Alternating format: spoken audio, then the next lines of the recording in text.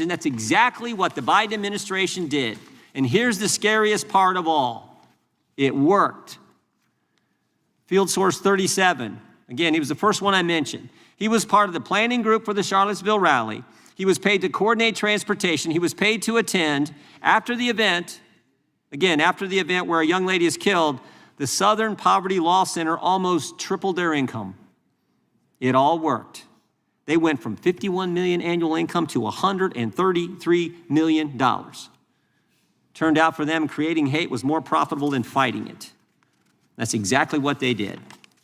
They ran a scam, they became the standard, they didn't get prosecuted, and they made a ton of money. Made a ton of money. They're sitting on $800 million in assets, $700 million endowment fund. Such a deal. Such a deal. But here's the good news, because there is some good news. Here's the good news. President Trump got elected. Todd Blanche is Attorney General. Kash Patel is the FBI Director. And guess what? They're prosecuting these guys for running a scam, ripping off their donors, falsely labeling all kinds of good organizations like the Family Research Council, Moms for Liberty, Alliance Defending Freedom, falsely labeling them hate groups. But they got caught.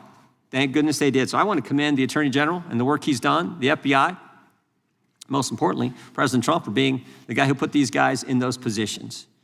We look forward to hearing from our witnesses today.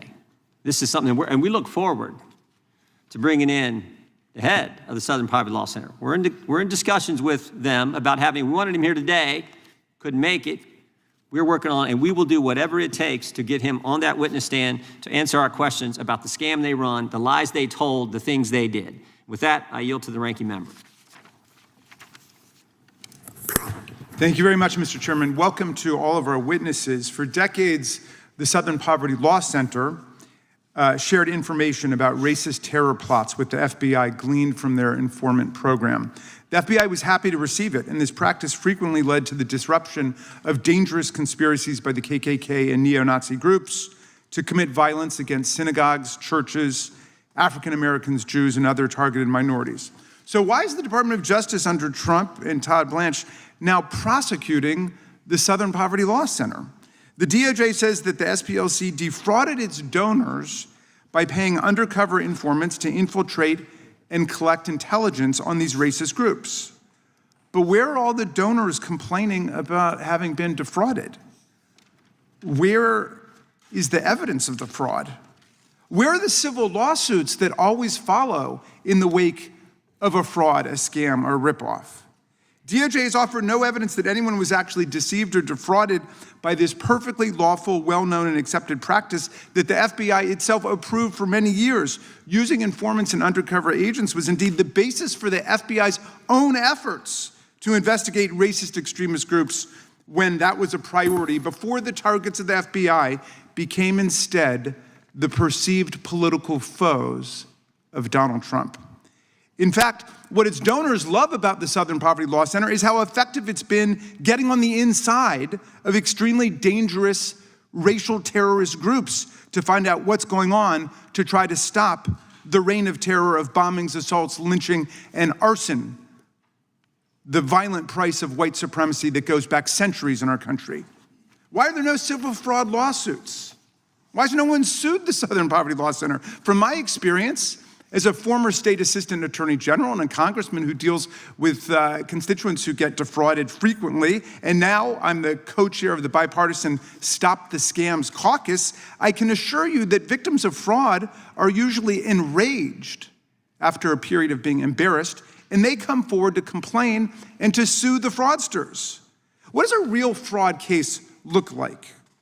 And how do the victims respond? Well, let's take this well-known, long-running fraud case called Trump University, which was shut down by the New York Attorney General's office when it determined that Trump University was systematically deceiving and ripping off its students and cheating them of a real education they paid for. Over 8,000 swindled students brought 3 different class action lawsuits that were certified by the courts against Trump. They tried for years to recover the lost tens or hundreds of thousands of dollars in tuition for a completely bogus education, and they finally won a massive settlement for $25 million. So that was more than 8,000 desperate young people who told their stories to the world. So far, to my knowledge, there's not a single donor to the Southern Poverty Law Center who's come forward to say that he or she was defrauded, much less thousands of them. And they have many thousands of donors. Everybody can see what's happening with this outrageous, scandalous prosecution in Alabama, an outrageous, scandalous persecution here on Capitol Hill. If anyone has flipped sides to join the racist extremists, it's not the SPLC, it is the FBI itself. And if a fraud is being perpetrated on the public right now, it's not an SPLC fraud. SPLC's been an enemy of the Klan and neo-Nazi groups for more than a half century. It's been unswerving and steadfast, which is why their offices were bombed and why they get an unending stream of violent death threats, something which makes this prosecution and persecution all the more appalling. No, what we're witnessing is a Trump administration fraud on a vast and shocking scale. President Trump has coddled and cultivated the extreme right for as long as he's been in politics. After the infamous Unite the Right rally in Charlottesville in August of 2017, when neo-Nazis marched on a synagogue in the University of Virginia, chanting, "Jews will not replace us," when a homicidal extremist drove his car into peaceful counter-protesters and killed Heather Heyer, Trump could only bring himself to say that there were some very fine people on both sides. In 2020, when he was directly asked in a nationally televised presidential debate to condemn white supremacists, he told the Proud Boys to stand back and stand by, which they immediately adopted as their official motto and emblazoned on their t-shirts. In office, the Trump administration has dismantled the anti-domestic terror infrastructure at the FBI, at DOJ, at the Department of Homeland Security, constantly shifting resources away from monitoring racially motivated violent extremism into immigration enforcement. He's gutted the Civil Rights Division, which is charged with prosecuting hate crimes, defunded the Center for Prevention Programs and Partnerships, which had helped prevent more than 1,000 violent terror plots since 2020, and installed a 22-year-old with zero national security experience, except for Model United Nations, his junior year of college, to run what remains of our terrorism prevention office. He's redirected the Civil Rights Division to focus on so-called anti-white discrimination instead of the actual hate crimes devastating communities across America. He fired the federal prosecutors and FBI agents who investigated and convicted the extremists who attacked the Capitol on January 6, 2021. And just this month, the Trump administration released a new national counterterror strategy that literally erases right-wing violent extremism from the record.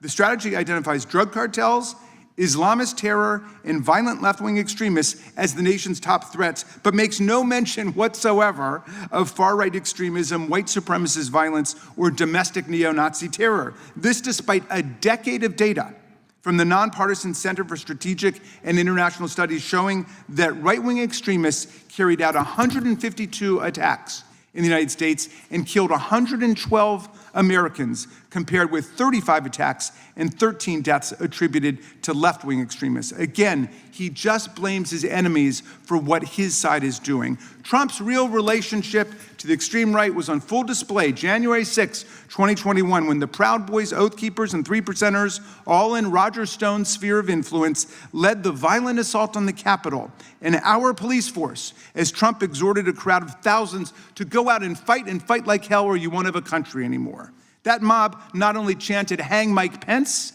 referring to Donald Trump's then vice president, and tried to shut down the peaceful transfer of power for the first time in American history, but brutally assaulted our police, wounding, injuring, disfiguring, and disabling more than 150 officers, terminating many careers in the process.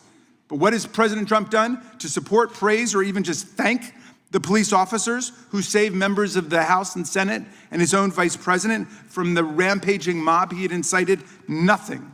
What's he done to help Sergeant Gonell, whose brutal injuries forced him to retire from the Capitol Force? Nothing. What's he done to help Officer Harry Dunn, who was taunted with racial slurs throughout the day on January 6th? Nothing.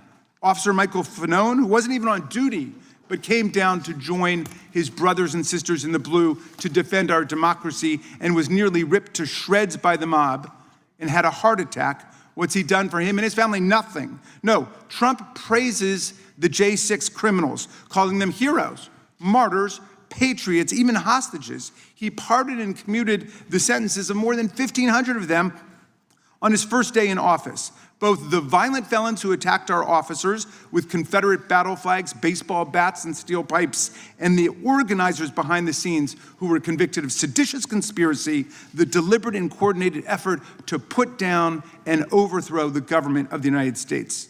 Trump wasn't interested in the specific criminal backgrounds of any of the criminals he pardoned, whether they were child abusers, armed robbers, or drug traffickers, nor was he interested in whether they'd shown any contrition or remorse for the worst mob attack on the Capitol and the police in the history of the capital city, nor was he interested in whether they'd paid off their fines or restitution for the millions of dollars in damages inflicted. He just pardoned them all en masse, overriding the pardon attorney in the DOJ and liberating his private militia from jail. Many of these pardoned convicts have already gone out to commit more crimes since Trump let them out.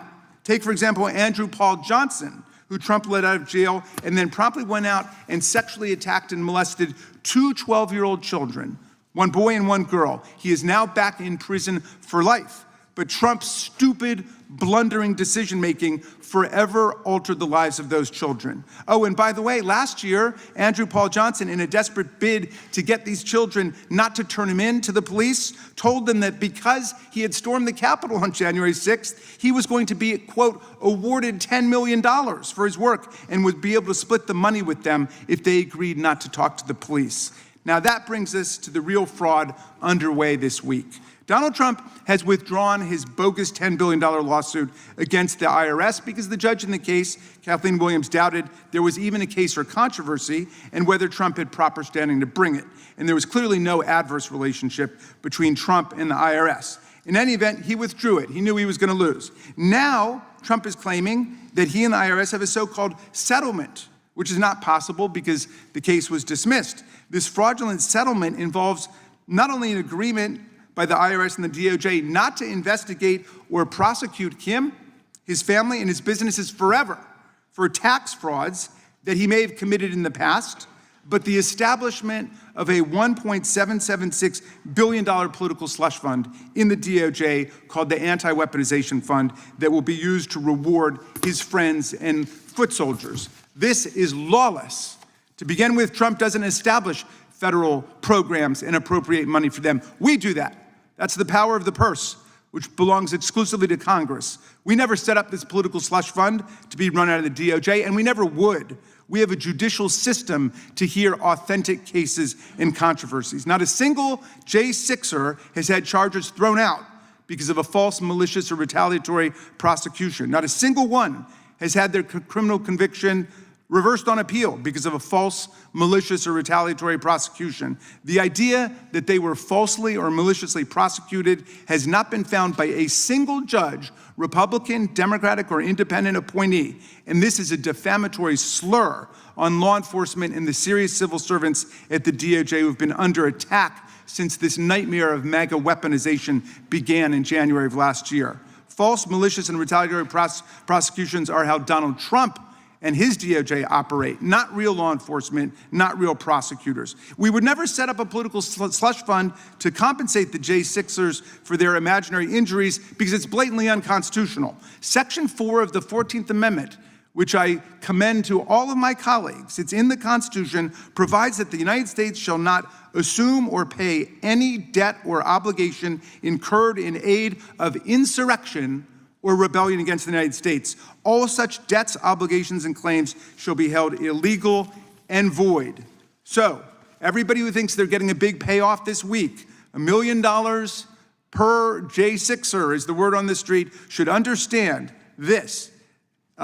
This payment is illegal and void, meaning that the money belongs only to the taxpayers of America, the people of the United States, and we will get that money back if any insurrectionist gets any. My friends, the Southern Poverty Law Center is not perpetuating a fraud. Today, the Trump administration is perpetuating a fraud against America by taking nearly $1.8 billion of our money from the U.S. Judgment Fund for the payment of actual court judgments and damages, and without any legal authorization from Congress, purporting to use it to pay off his once and future private militia. No one is fooled by all the counterfeit outrage about the SPLC and finger pointing at the people who've actually been combating violent racism in America. Mr. Chairman, the threat is not the SPLC. The real fraud is coming from the White House. Just yesterday, the New York Times reported that the career lawyers in the IRS Chief Counsel's office believe that Donald Trump's lawsuit is deeply flawed and could be easily defeated, and they drafted a memo advising the DOJ to dismiss it. Of course, instead, the DOJ entered into the $1.8 billion settlement instead. The general counsel for the Treasury Department, Brian Morrissey, the top lawyer, resigned on the same day this settlement was announced. We've got many questions for everybody involved in this brazen and corrupt transaction. Mr. Chair, pursuant to Clause 2K6 of Rule 11, I move that the committee now immediately subpoena those involved in the creation or execution of the nearly $1.8 billion slush fund: Acting Attorney General Todd Blanche, Associate Attorney General Stanley Woodward, Treasury Secretary Scott Bessent, IRS Chief Executive Officer Frank Bisognano, and Treasury Department General Counsel Brian Morrissey. Mr. Blanche orchestrated this outrageous slush fund as part of the settlement with Donald Trump, which was also signed by Mr. Woodward, and Mr. Bessent will oversee the payout of these funds. Mr. Bisognano signed off on the settlement for the IRS, and Brian Morrissey remarkably resigned as this deal was being announced. These individuals all possess critical insights into Trump's self-dealing scheme with his own agencies to create this fund and reward his supporters and friends. So I move that they be subpoenaed right now. I second. The gentleman has not been recognized for that purpose. We will hold any motions to subpoena in abeyance until the conclusion of today's hearing. We will, without objection, all their opening statements will be included in the record. We will introduce today's witnesses. We're pleased to have with us Dr. Carol Swain. Mr. Chairman, I just want to request a recorded vote on that, if that's all right. Well, we'll do that when it's time for that, but it's not time for that now. We're holding it in advance. Dr. Swain is author and former professor of Princeton University and Vanderbilt University. She has served on various government commissions, including the National Endowment for the Humanities and the Tennessee Advisory Committee to the U.S. Civil Rights Commission. She graduated Phi Beta Kappa from Roanoke College and received a master's degree from Yale and her PhD from North Carolina. Mr. Tyler O'Neill is a senior editor at the Daily Signal, where his reporting focuses on nonprofit organizations. He previously was an editor at PJ Media and Fox News and is the author of 2 books. Mr. Tony Perkins is the president of the Family Research Council, a nonprofit organization that advocates for family-centered policies. He's an ordained minister and previously served as the chair and vice chair of the U.S. Commission on International Religious Freedom. Mr. Perkins has also previously served as a member of the Louisiana House of Representatives. And Ms. Maya Wiley is the president and CEO of the Leadership Conference on Civil and Human Rights. She previously served in the Civil Division of the U.S. Attorney's Office for the Southern District of New York and worked at the ACLU and the NAACP Legal Defense and Educational Fund. We welcome our today's witnesses and thank them for appearing today. And if you all please stand, we will begin by swearing you in. Raise your right hand. Do you swear or affirm under penalty of perjury that the testimony you're about to give is true and correct to the best of your knowledge, information, and belief, so help you God? Let the record reflect that the witnesses have answered in the affirmative. Thank you, and you can be seated. Please know that your written testimony will be entered into the record in its entirety. Accordingly, we ask that you summarize your testimony in 5 minutes, and we will start with Dr. Swain. Just make sure you hit the microphone there, hit that button, and try to stay as close to 5 as you can, although I won't cut you off right at 5. After all, we gave Mr. Raskin 15, so. Good morning, Chairman, Ranking Member, and distinguished members of the committee. Thank you for giving me the opportunity to testify today on this very important subject. I am Dr. Carol M. Swain, a former tenured professor of political science and law at Vanderbilt, and I was also tenured at Princeton. I am a woman who rose from rural poverty in Southwest Virginia, earned 5 degrees, and built a career as a scholar of race, politics, and representation. My 1993 book, Black Faces, Black Interests, won 3 national awards and was cited by the U.S. Supreme Court. Yet, Starting in 2009, I became the target of a sustained smear campaign by the Southern Poverty Law Center, an organization once respected for fighting real hate, but which I believe has become a weapon against conservatives, Christians, and dissenting voices. In September 2009, I found myself in the SPLC's crosshairs after I published an article in the Huffington Post titled "Mission Creep and the Southern Poverty Law Center's Misguided Focus." I argued that the SPLC had drifted from its original mission of monitoring genuine hate groups, such as the KKK and the neo-Nazis, towards targeting mainstream conservatives, immigration reformers, and anyone challenging progressive ideas on race and immigration. I specifically criticized the SPLC's attacks on figures like Lou Dobbs and organizations like the Center for Immigration Studies. I concluded my article with the line, "Rather than monitoring hate groups, the Southern Poverty Law Center has become one." Within weeks of my article, the Southern Poverty Law Center retaliated. In October 2009, SPLC spokesman Mark Potok publicly labeled me as an apologist for white supremacists. This stemmed from my endorsement of a documentary film, A Conversation About Race, directed by Craig Bodecker, which I recommended for classroom use because it offered perspectives rarely heard on university campuses. This attack on me was not an isolated incident. The Southern Poverty Law Center has used guilt by association, cherry-picked quotes, and fabrications to damage and destroy reputations and organizations. There was long-term professional harm to me. Offers from other universities dried up. Speaking opportunities declined. I became kryptonite in certain academic and media circles. My experiences with the Southern Poverty Law Center exposed a powerful, tax-exempt organization with enormous influence over media, corporations, law enforcement, and government that can chill speech and academic freedom without any meaningful accountability. The Southern Poverty Law Center's tactics, the mission creep, because it's lost sight of its original purpose, guilt by association, weaponized hate labels, have broader consequences. They distort public discourse and equate policy disagreements with bigotry. They influence tech companies, public and private schools, and federal agencies in ways that marginalize conservative and religious voices. Their smear tactics undermine individuals and organizations that are fighting for the public good. I urge this committee to examine the Southern Poverty Law Center's practices, its financial operations, its influence on government partnerships, and the lack of transparency and accountability surrounding its hate group designation. Real civil rights work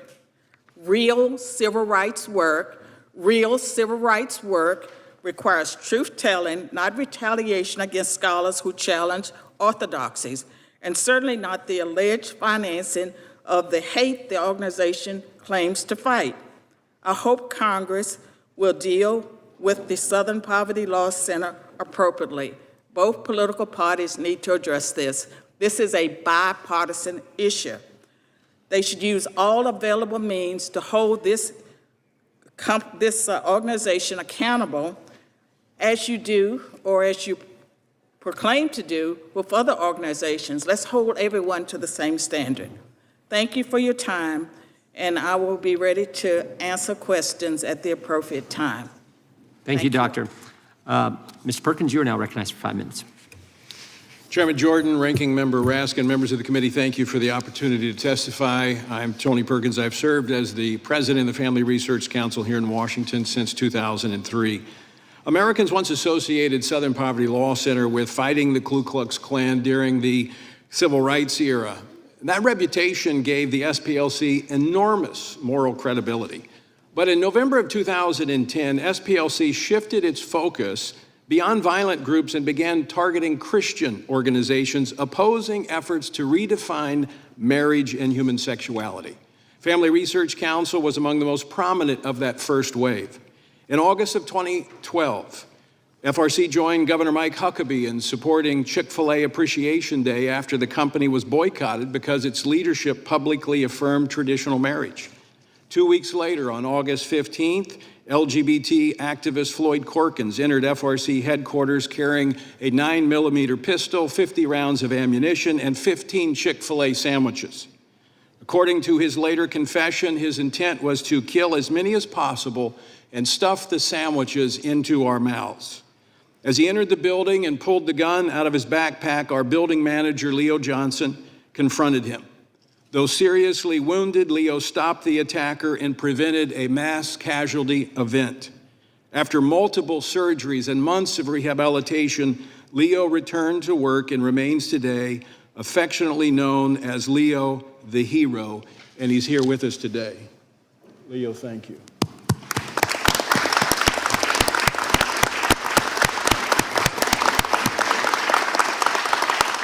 The following day, investigators confirmed Corkins confessed to selecting FRC because of SPLC's website and hate map. Following the attack, FRC appealed publicly, privately, to SPLC to remove mainstream Christian organizations from its inflammatory classifications. Those requests were rejected. The attack has cost FRC more than $6 million in security-related costs. But the costs extend way beyond one act of violence. SPLC's intelligence project and associated labels became deeply influential on banks, payment processors, and technology companies increasingly relied on SPLC classifications to decide which organizations could maintain accounts, process transactions, and operate online. Around 2016, the SPLC began pressuring financial corporations and technology companies to deplatform and defund organizations that it labeled extremist. Then came Charlottesville. According to the recent federal indictment, a member of the online leadership that planned Unite the Right rally at the direction of the SPLC and helped coordinate transportation for attendees was bankrolled by SPLC. Charlottesville, don't miss this, Charlottesville was a catalytic event for SPLC. As major corporations like Apple, JP Morgan Chase aligned with SPLC, contributing millions of dollars. Shortly afterwards, the coalition known as Change the Terms was formed, led by SPLC and the Center for American Progress, establishing standards that would encourage companies to deny digital access and financial infrastructure to organizations that SPLC labeled. The timeline of Change the Terms closely parallels the acceleration of the efforts to debank and deplatform conservatives. FRC experienced this from Truist Financial, BB&T, Fidelity Investments, GuideStar, Mobile Calls, and other technology-related companies. And SPLC officials openly acknowledged this strategy before Congress. In January of 2020, SPLC official Lakeisha Brooks stated this, quote, "We have lobbied internet companies one by one. A key part of this strategy has been to target these organizations' funding." Brooks continued to describe the coordinated effort to pressure technology companies and financial institutions to restrict access for organizations SPLC opposed. This committee, the issue before this committee, is larger than SPLC fraud. SPLC was the hub, but there are many spokes that made up this wheel designed to crush Christians and conservatives. The congressional inquiry should not stop with SPLC. In America, citizens should not lose banking services, digital platforms, public credibility, and a sense of safety because they believe in biblical marriage and sexuality.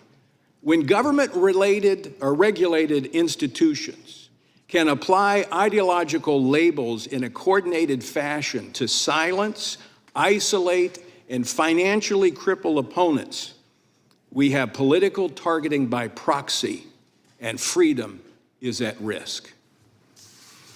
Thank you, Mr. Perkins, for that testimony. Leo, the hero, thank you for your courage. We'll now go to Mr. O'Neill. Chairman Jordan, Ranking Member Raskin, members of the committee, I'm honored to testify before you today. I will argue that the Southern Poverty Law Center does not merely track hate. It systematically inflates it, profits from it, and, according to a federal indictment, may even have helped create it. The first thing to know about the SPLC is that it has nothing to do with poverty. The Poverty Palace has an endowment, has assets of $822 million. That's more than 3 times the assets of the National YMCA and almost twice the sum of Planned Parenthood. That's why former employees have suggested mocking mottos for the SPLC, such as making hate pay. How did the SPLC become so wealthy? Co-founder Morris Dees set up a lucrative fundraising engine by suing the Ku Klux Klan into bankruptcy. When the SPLC ran out of grand dragons to slay, the center needed to find more hate to justify the fundraising. It has a financial incentive to juice the numbers.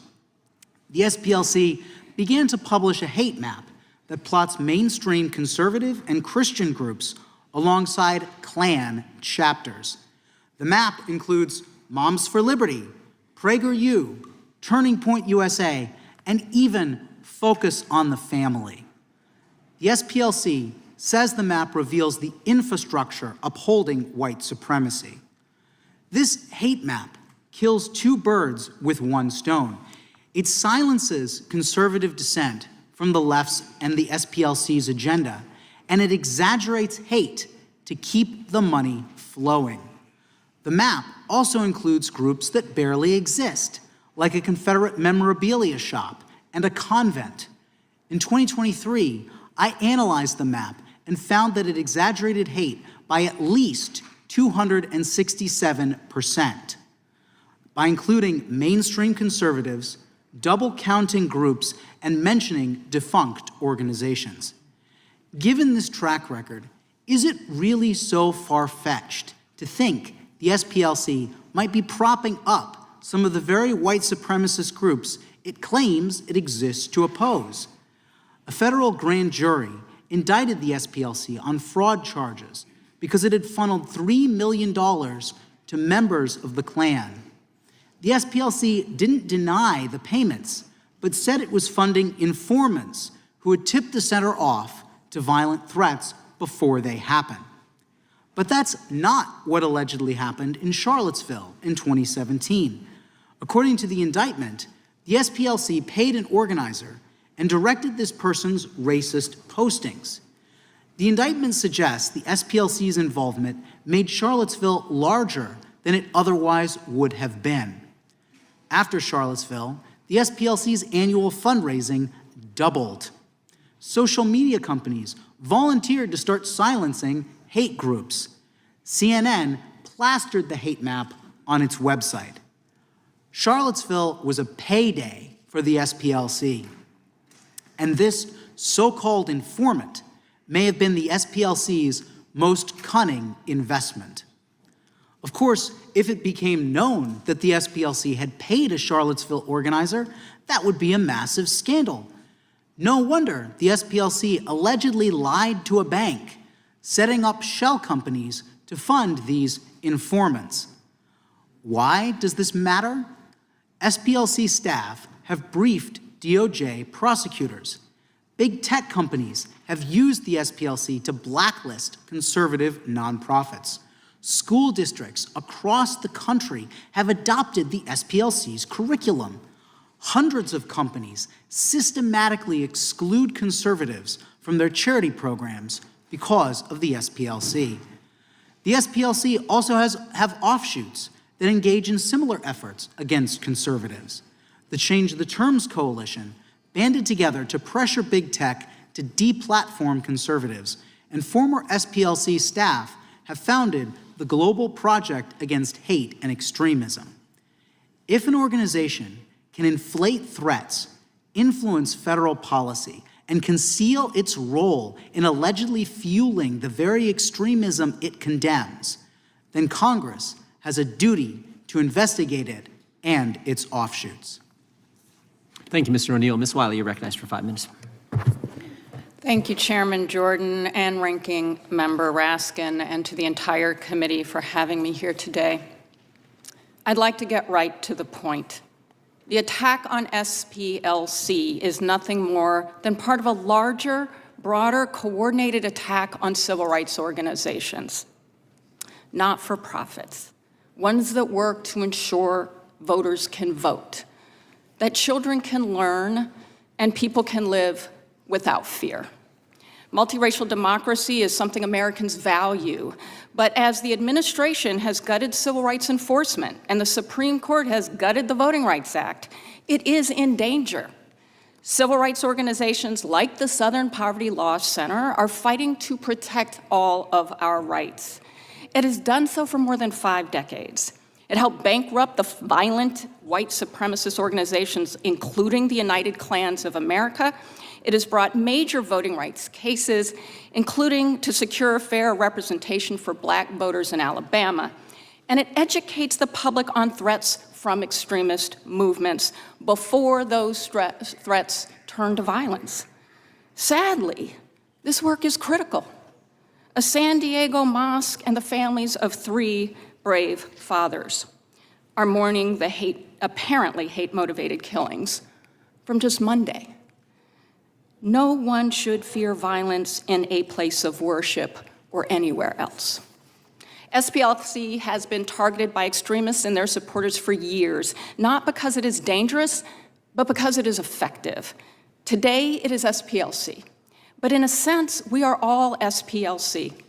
I won't spend much time picking apart the preposterous criminal charges because I have complete confidence in SPLC's ability to do so in court. But all Americans, no matter our party or beliefs, should not sleep on this hearing and what is happening. Because Monday's murders at a mosque appears to be from 2 young people apparently espousing neo-Nazi and white supremacist hate, and they took up arms. We need to discuss hate ideologies and the groups that spread them to understand how we can prevent the kind of violence that happened on Monday. Trying to distort SPLC's use of informants into some claim that engaged in manufacturing hate is not only nonsensical, it's an effort to deny that hate exists. Prosecution should never be tolerated as a weapon to silence disagreement or stop lawful activities that this administration dislikes.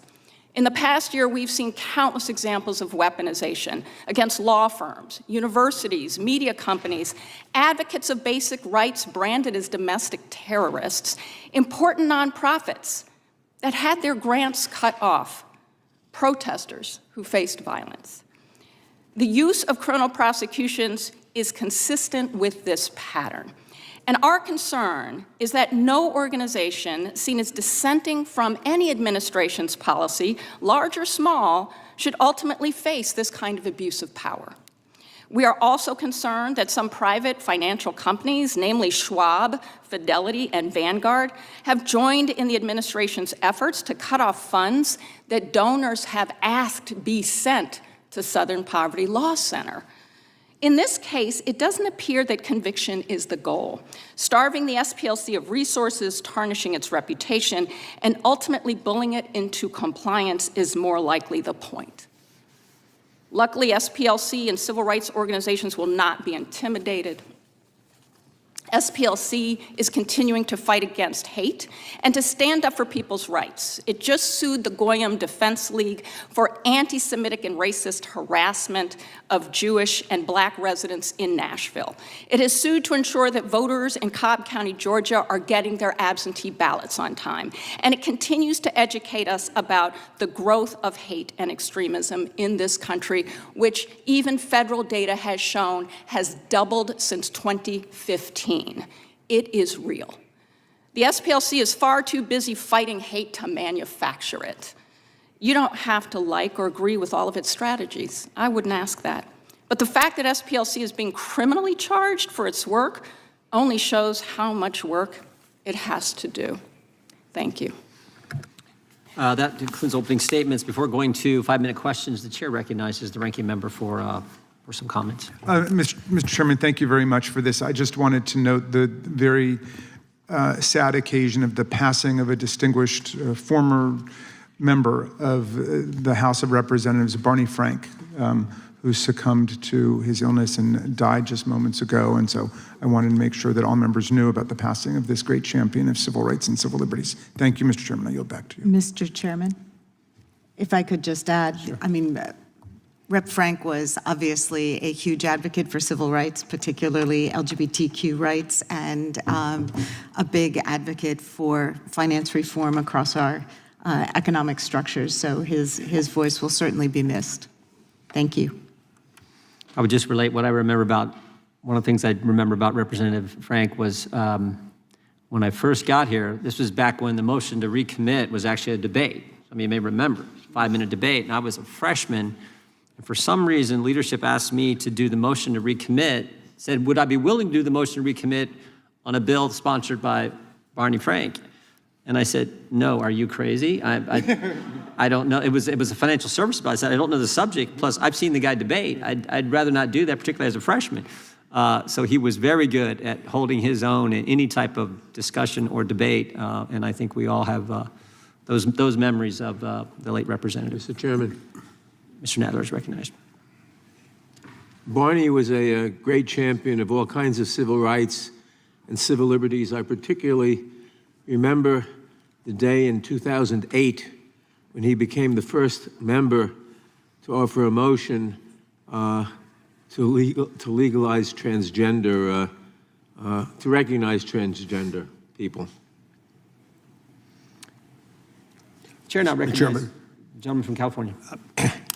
At the risk of piling on, we all have, that served with Barney, have some fond memories.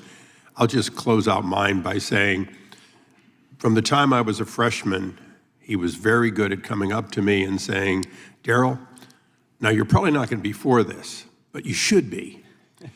Or some similar ones. And on occasions, it was true. And that was the thing about an incredibly smart, if you will, happy warrior at times.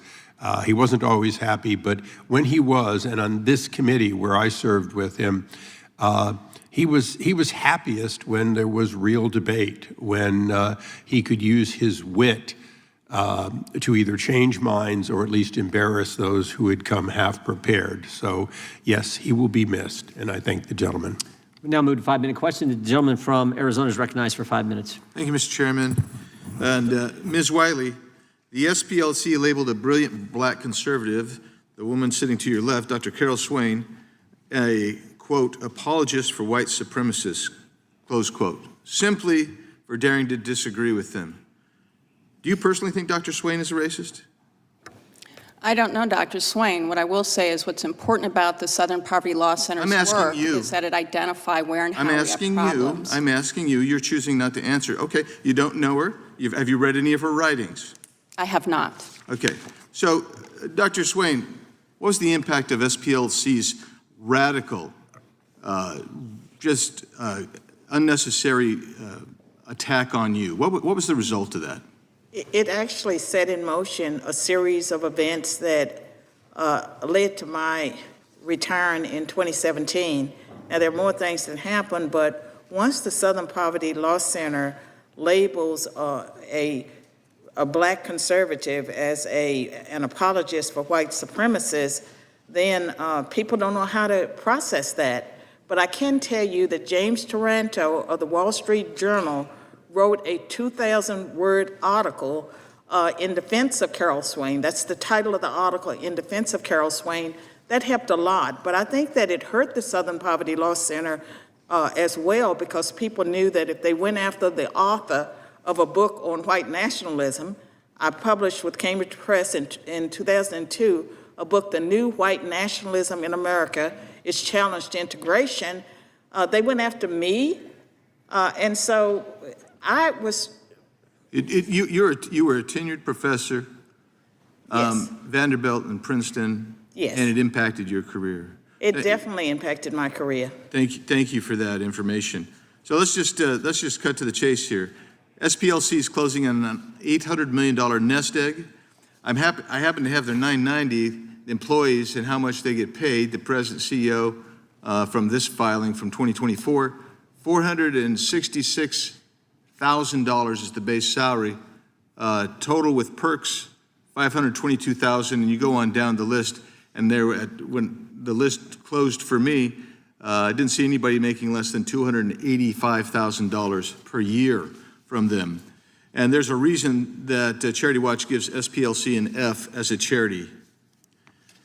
The organization's recent federal indictment for wire fraud alleged that it secretly took some of that money, through over $3 million in donor funds, to informants tied to extremist groups like the KKK, Aryan Nations. And it only confirms what mass resistance has warned about for years, that the SPLC was never fighting hate, was manufacturing it to justify existence. Mr. O'Neill was talking about Eisen, who actually was one of the founders, who was attacking the KKK, and then actually had to shift when they put them out of business because they needed money. And so then it became this mission to attack people and falsely label them and basically gin up the basic money machine that they were doing. And I want to ask you, Mr. Perkins,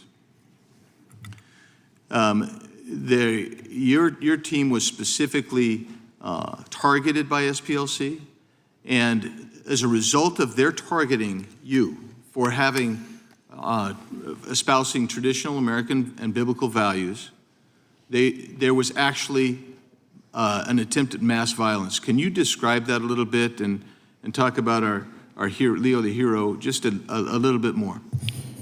The gunman, who's now serving prison for domestic terrorism, came into the building with a gun.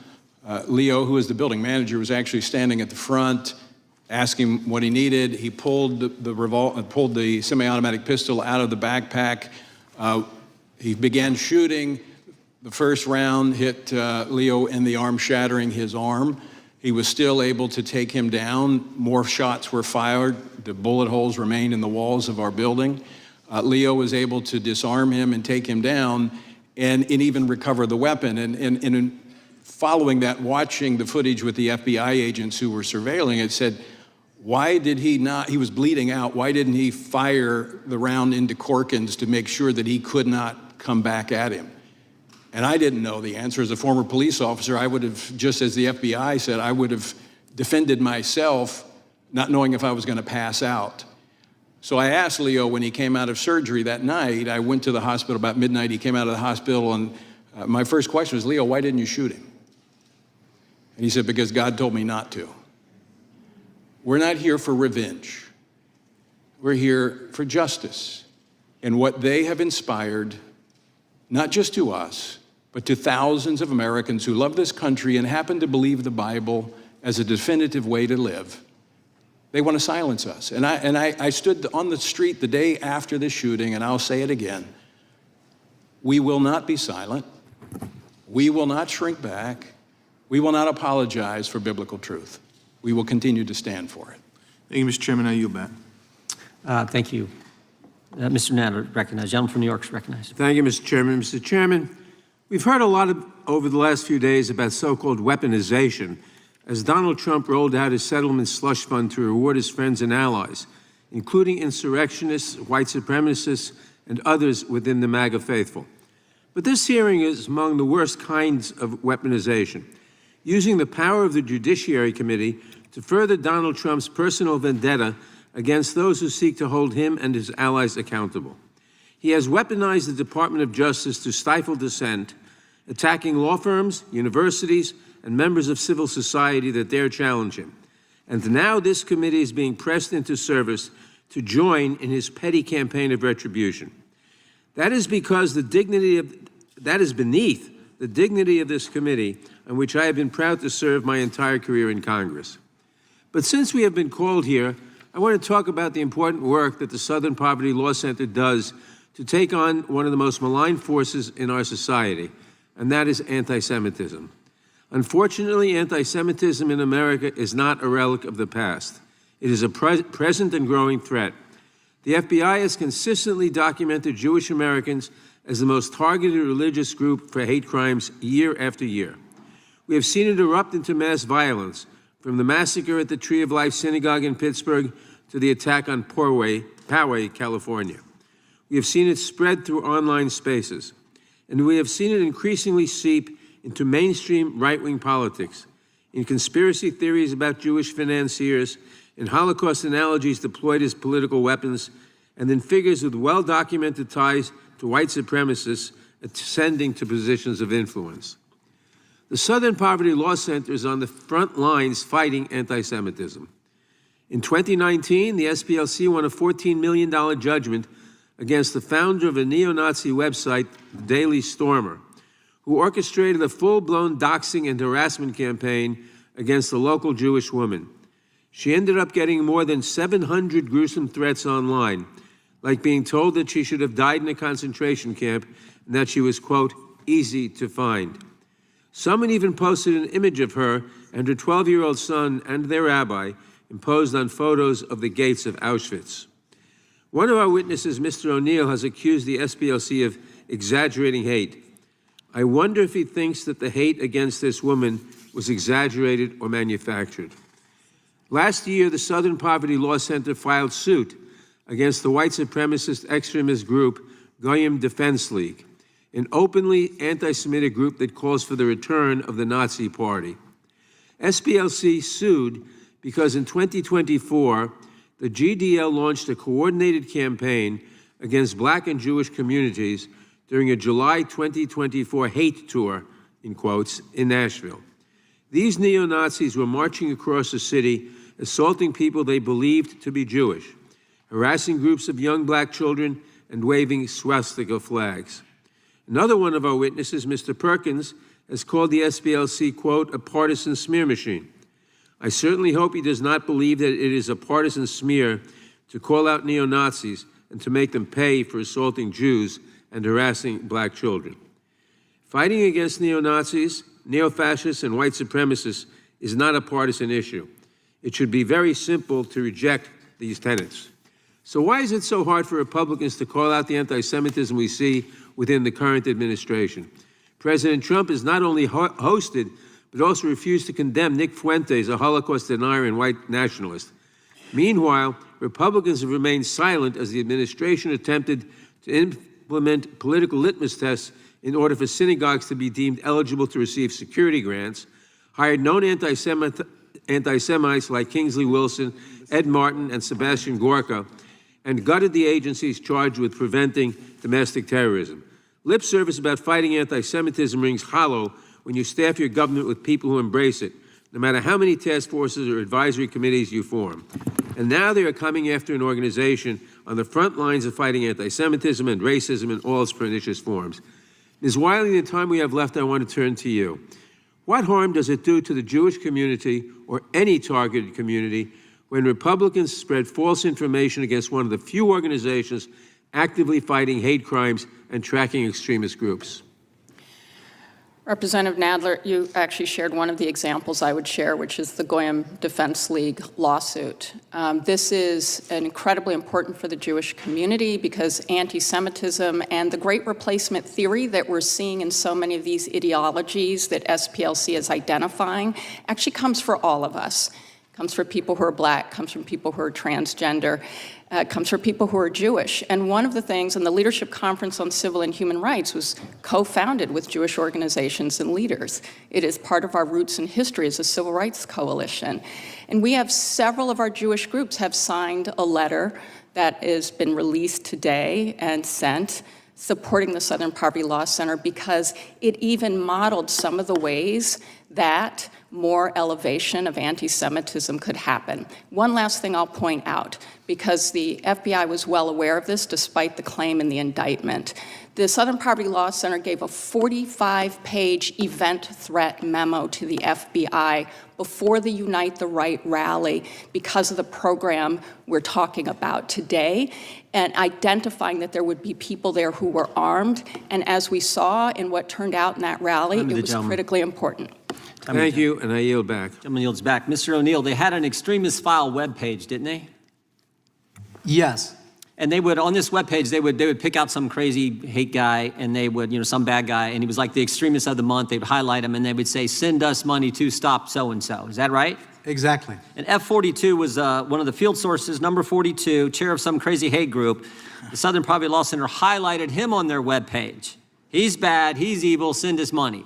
Is that right? Yes. Did they tell their prospective donors they were paying this guy? No.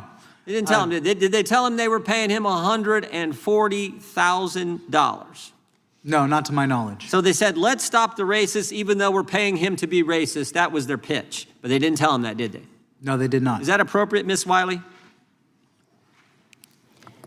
I'm sorry, which part? Sorry. All of that. Is that appropriate to say, tell your donors, this is the extremist of the month, this hateful racist guy is really bad, send us money, but not tell those donors who you're taking their money from that we're paying this guy $140,000. Is that appropriate? Well, we have public reporting that over a dozen donors actually said that they spent the money as intended. Field Source 42 got 140 grand from the Southern Poverty Law Center, was featured on their webpage as extremist of the year or month or whatever they call these bad guys, and they were paying him and they were gating money. Is that appropriate? Simple question. And donors have supported it, and they keep trying to send more money to the Southern Poverty Law Center. Is that technique appropriate? That's what I'm asking. That is not unlawful to say that people have done I didn't ask if it was lawful or Z. unlawful. As you said earlier in your testimony, the court's going to determine that when they go to trial. What I'm asking you, is it appropriate?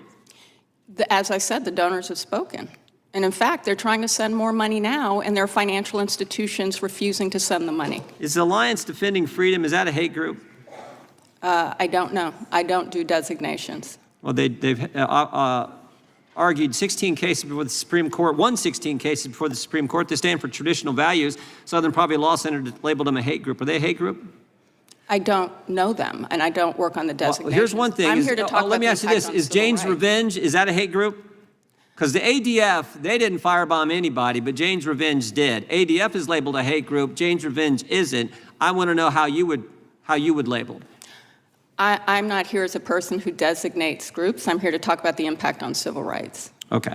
Mr. O'Neill, you think any of these field sources were double dipping?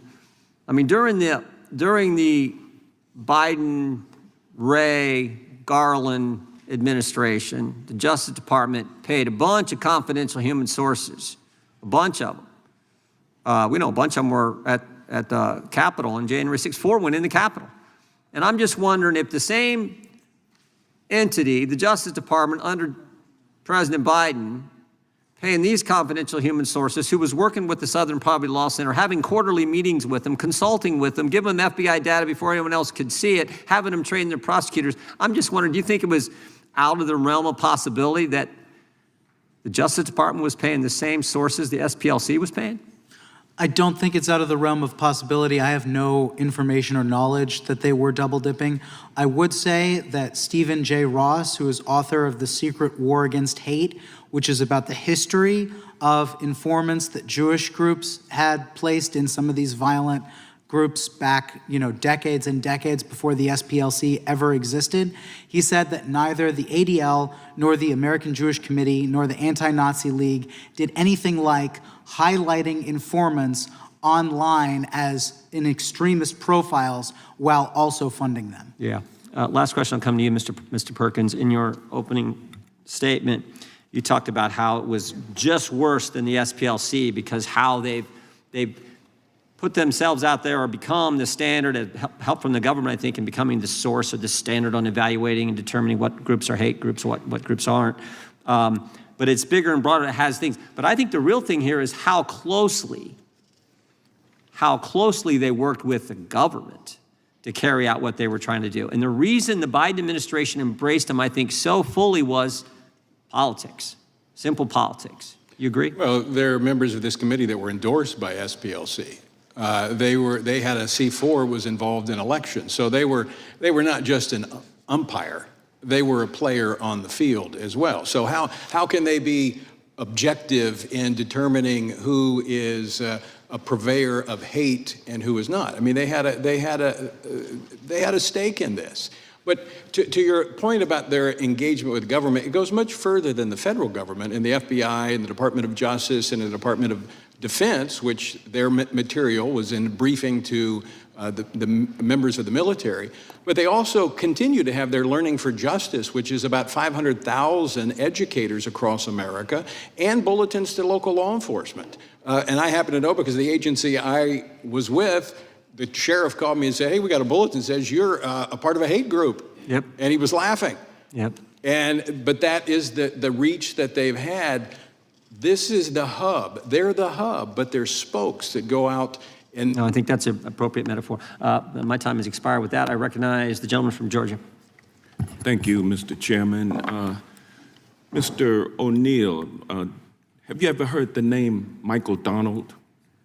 I have, yes. I'm very familiar with the case. How about you, Mr. Perkins? No. You don't know? You've never heard of him? How about you, Dr. Swain? No. You've never heard of Michael Donald before? I'm not sure. Why don't you can cut your mic on. I'm not sure, but maybe if you give a little more information. He was the 19-year-old African-American black boy down in Mobile, Alabama. He's the son of Beulah May and David Donald, the youngest of 6 children. He was in community college at the time while working part-time for a local newspaper. And on March 21st of 1981, he was lynched. You've never heard of that before? No, I have not. Well, then you I did don't not recall know that. then that the SPLC was responsible for filing a lawsuit against the United Klans of America, whose members were responsible for lynching Michael Donald. You did not know that the SPLC had sued along with Beulah May Donald I have and received or obtained a judgment that ran the United Klans of America out of business. You weren't aware of that? I was totally aware of it. In fact, I used Okay, well, let me data ask you this from then. Let me ask you this. If you were aware of that, you know that they have been effective since then in running a number of Ku Klux Klan organizations out of business through lawsuits, correct? You're aware of it, Mr. O'Neill, aren't you? Yes, I'm actually very aware of that case because the SPLC edged out Beulah May Donald, who wanted to make a video about it. Well, I didn't get to respond. Hold on now. You've said that Charlottesville was a catalytic moment or a fundraising moment, both of you all have said, for the Southern Poverty Law Center. You're aware of the fact that the Southern Poverty Law Center actually forwarded to the FBI information about Charlottesville before it even happened, before Donald Trump said that the Ku Klux Klansmen down there and the anti-Jewish folks, anti-Semites, were good people.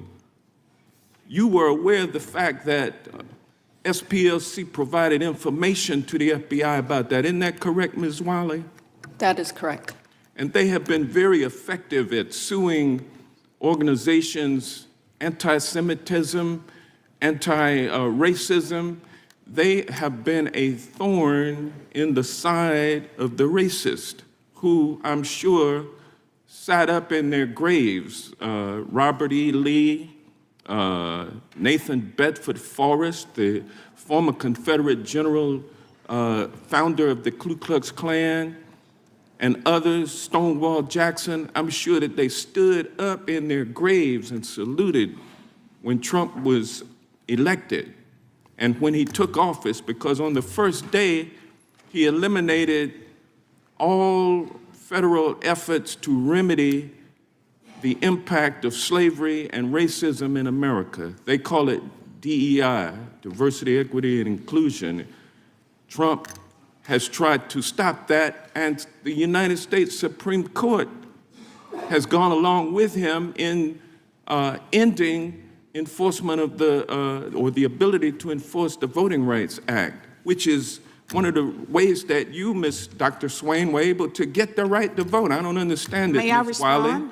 Can you tell me why it is that folks today are claiming that we have no racism in America and the only extremism we have is through left-wing groups like the SPLC, and they're targeting the SPLC? Can you tell us why? We've just seen an outright attack on all the gains of the civil rights movement for the past 60 years. And I can only say that I will never be able to explain it, but at a time when hate crimes have doubled in this country, gone up 100% since 2015, where the rise in anti-Semitism, the rise in hate against transgender people, Black people still remain the #1 largest racial group subject to hate crimes, that we have to talk about racism, transphobia, all of the violence that too many of our communities are experiencing, and no one, including any of the groups here, should experience violence. And Trump, I think the gentleman's time has expired. With that, we go to the gentleman from California, Mr. McClintock. I thank the gentleman. Thank you, Mr. Chairman. Eric Hoffer famously observed that every great cause becomes a movement, that becomes a business, that becomes a racket. And I think that sums up precisely the matter before us today. SPLC is a private organization. They have a right to speak and influence the public policy discussion. No one questions that. What they do to malign innocent groups like Turning Point USA and Family Research Council and others is despicable and hateful, but that's freedom of speech. But freedom of speech does not include the right to defraud donors. It does not include the right to commit bank fraud. Those are the allegations in the grand jury indictment. We've got a legal system that I trust will sort those charges out. And it also doesn't include the right to slander, and we have good laws and civil courts to hold them accountable for defamation. So that leaves two legislative concerns. First is this: the civil rights movement, of which SPLC was once a part, had made great progress in uniting our country and marginalizing racist ideology and dramatically reducing racial strife between the 1950s and the 1990s. But over the past several decades, that progress seems to have reversed. In recent years, we've watched our country torn apart by growing racial strife. And the allegation at the heart of this matter is that the SPLC was covertly fanning these flames for their own financial gain. A significant flashpoint, of course, was the Charlottesville riots, which had fatal results. And I do need to call out the ranking member for deliberately perpetuating the Democrats' dishonest claim that Donald Trump praised the Nazis at Charlottesville when he said there were, quote, very fine people on both sides. What the ranking member knows but chose to leave out is that Trump then said, I'm not talking about the neo-Nazis and the white nationalists because they should be condemned totally, unquote. Ranking member knows this, and the fact that he perpetuated that today speaks for itself. Mr. Chairman, I ask that the gentleman's words be taken down. The gentleman will suspend. For what purpose does the gentleman interrupt? I ask that the gentleman's words be taken down. Which words does the gentleman object to? Which words are you referring to? Well, he mentioned twice that the ranking member misled, deceived, and lied to this committee. The gentleman, I didn't use the word deceive. I didn't use the word lie. He has impugned the gentleman, motives. would both gentlemen please suspend? Would the recording clerk read back verbatim that passage is being referred to? Both times. There's only one chair here. I'll take just one of them. It'll be fine. I think we need... The gentleman will suspend. To put it in context, Mr. Chairman, we got to have both The utterance. gentleman will suspend.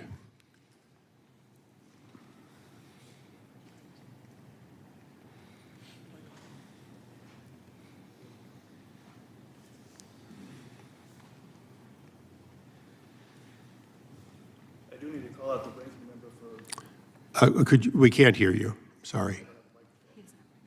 Okay, just as loud as you could, please.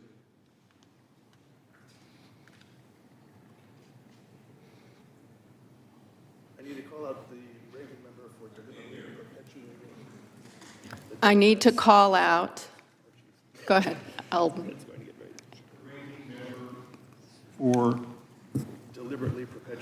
deliberately perpetuating the. I'm sorry.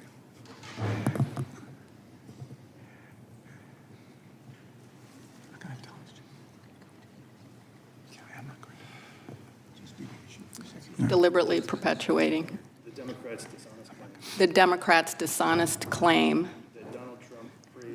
that Donald Trump praised the neo-Nazis. Thank you. Charlottesville. Thank you. Is that the passage or one of the two times that you're referring to? That's the first passage. Excellent. Just one moment then, please.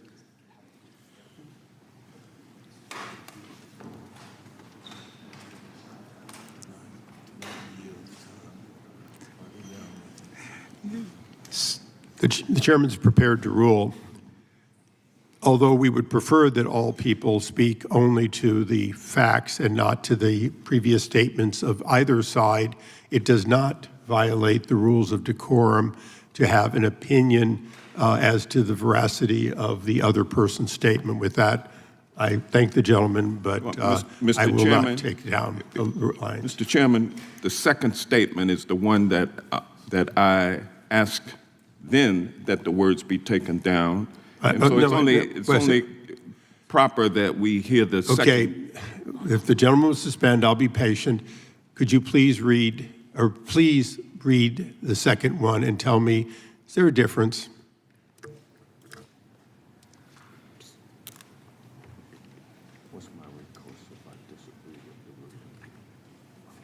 what the ranking member knows but chose to leave out What the ranking member knows but chose to leave out is that Trump then said, I'm not talking about the neo-Nazis or white nationalists because they should be condemned totally. Thank you. So, Mr. Chairman. The gentleman will suspend. Having heard both of these and understanding them in context, they meet the requirement of within decorum. Again, the chair would caution individuals to, whenever possible, to refer to the specifics and not to the testimony or the statements of either side. However, in context, it was not a violation for which the words may be taken down. And with that, the gentleman from California may continue. Mr. Chairman, it is the gentleman parliamentary inquirer. It is the gentleman's time. I will hear your parliamentary question after the conclusion of his Point of time. order, Mr. Please. Chair. The gentleman Point will of order, continue. Mr. Chairman. Point of order. The gentleman will state his point of order. Is it within the rules? That is not how you state a point of order. State your point of order. My point of order is it's incorrect for the chair of the committee to not hear argument on a motion. Gentlemen, if you're considering it a point of order, in answer to the point of order, in answer to point of order, a motion to have words taken down, the words speak for themselves. The gentleman had them heard. I'm aware of what they were, and I've made my ruling. The gentleman, I thank him for his point of order. We now go to the gentleman from California, and I would ask that it be reset back to 2 minutes, and we'll conclude with 3 minutes, or 3 minutes remaining. Please. Thank you, Mr. Chairman. I'm reminded of that old movie line, the gentleman can't handle the truth. Now we have the revelation that the SPLC paid the chief organizer of this Unite the Right riot $270,000 while he was recruiting agitators and posting inflammatory rhetoric. And to learn that this was part of more than $3 million in such payments to such extremist groups begs the question of whether the SPLC was financing the very extremist groups it was assuring donors was fighting with their contributions. The terrible attack on the mosque in San Diego on Monday was inspired by neo-Nazi propaganda. Was this surreptitiously financed by the SPLC or similar NGOs or perhaps even foreign governments? That's a legitimate concern and one that we need to fully explore. The second legislative concern is that during the Biden administration, the Attorney General and the FBI Director told this committee that white supremacist groups were the greatest single threat that our country faced. The SPLC was one of the primary sources of this testimony. Was this an attempt to mislead Congress? And were the officials responsible for this testimony victims of misinformation by the SPLC, or were they active participants in this deception? I think we need to get to the bottom of that as well. Now, Dr. Swain, you detailed the smear campaign against you that obviously caused you reputational damage and financial loss. And Mr. Perkins, your organization suffered both financial loss and actual violence. Why haven't you sued the SPLC?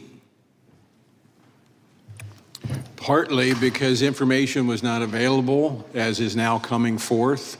We did talk to some attorneys initially about the violence that was perpetrated, but because of really there were other suits that were brought against the SPLC, but their image was so strong until now that it was very difficult. We had suits that were brought in court that did not succeed.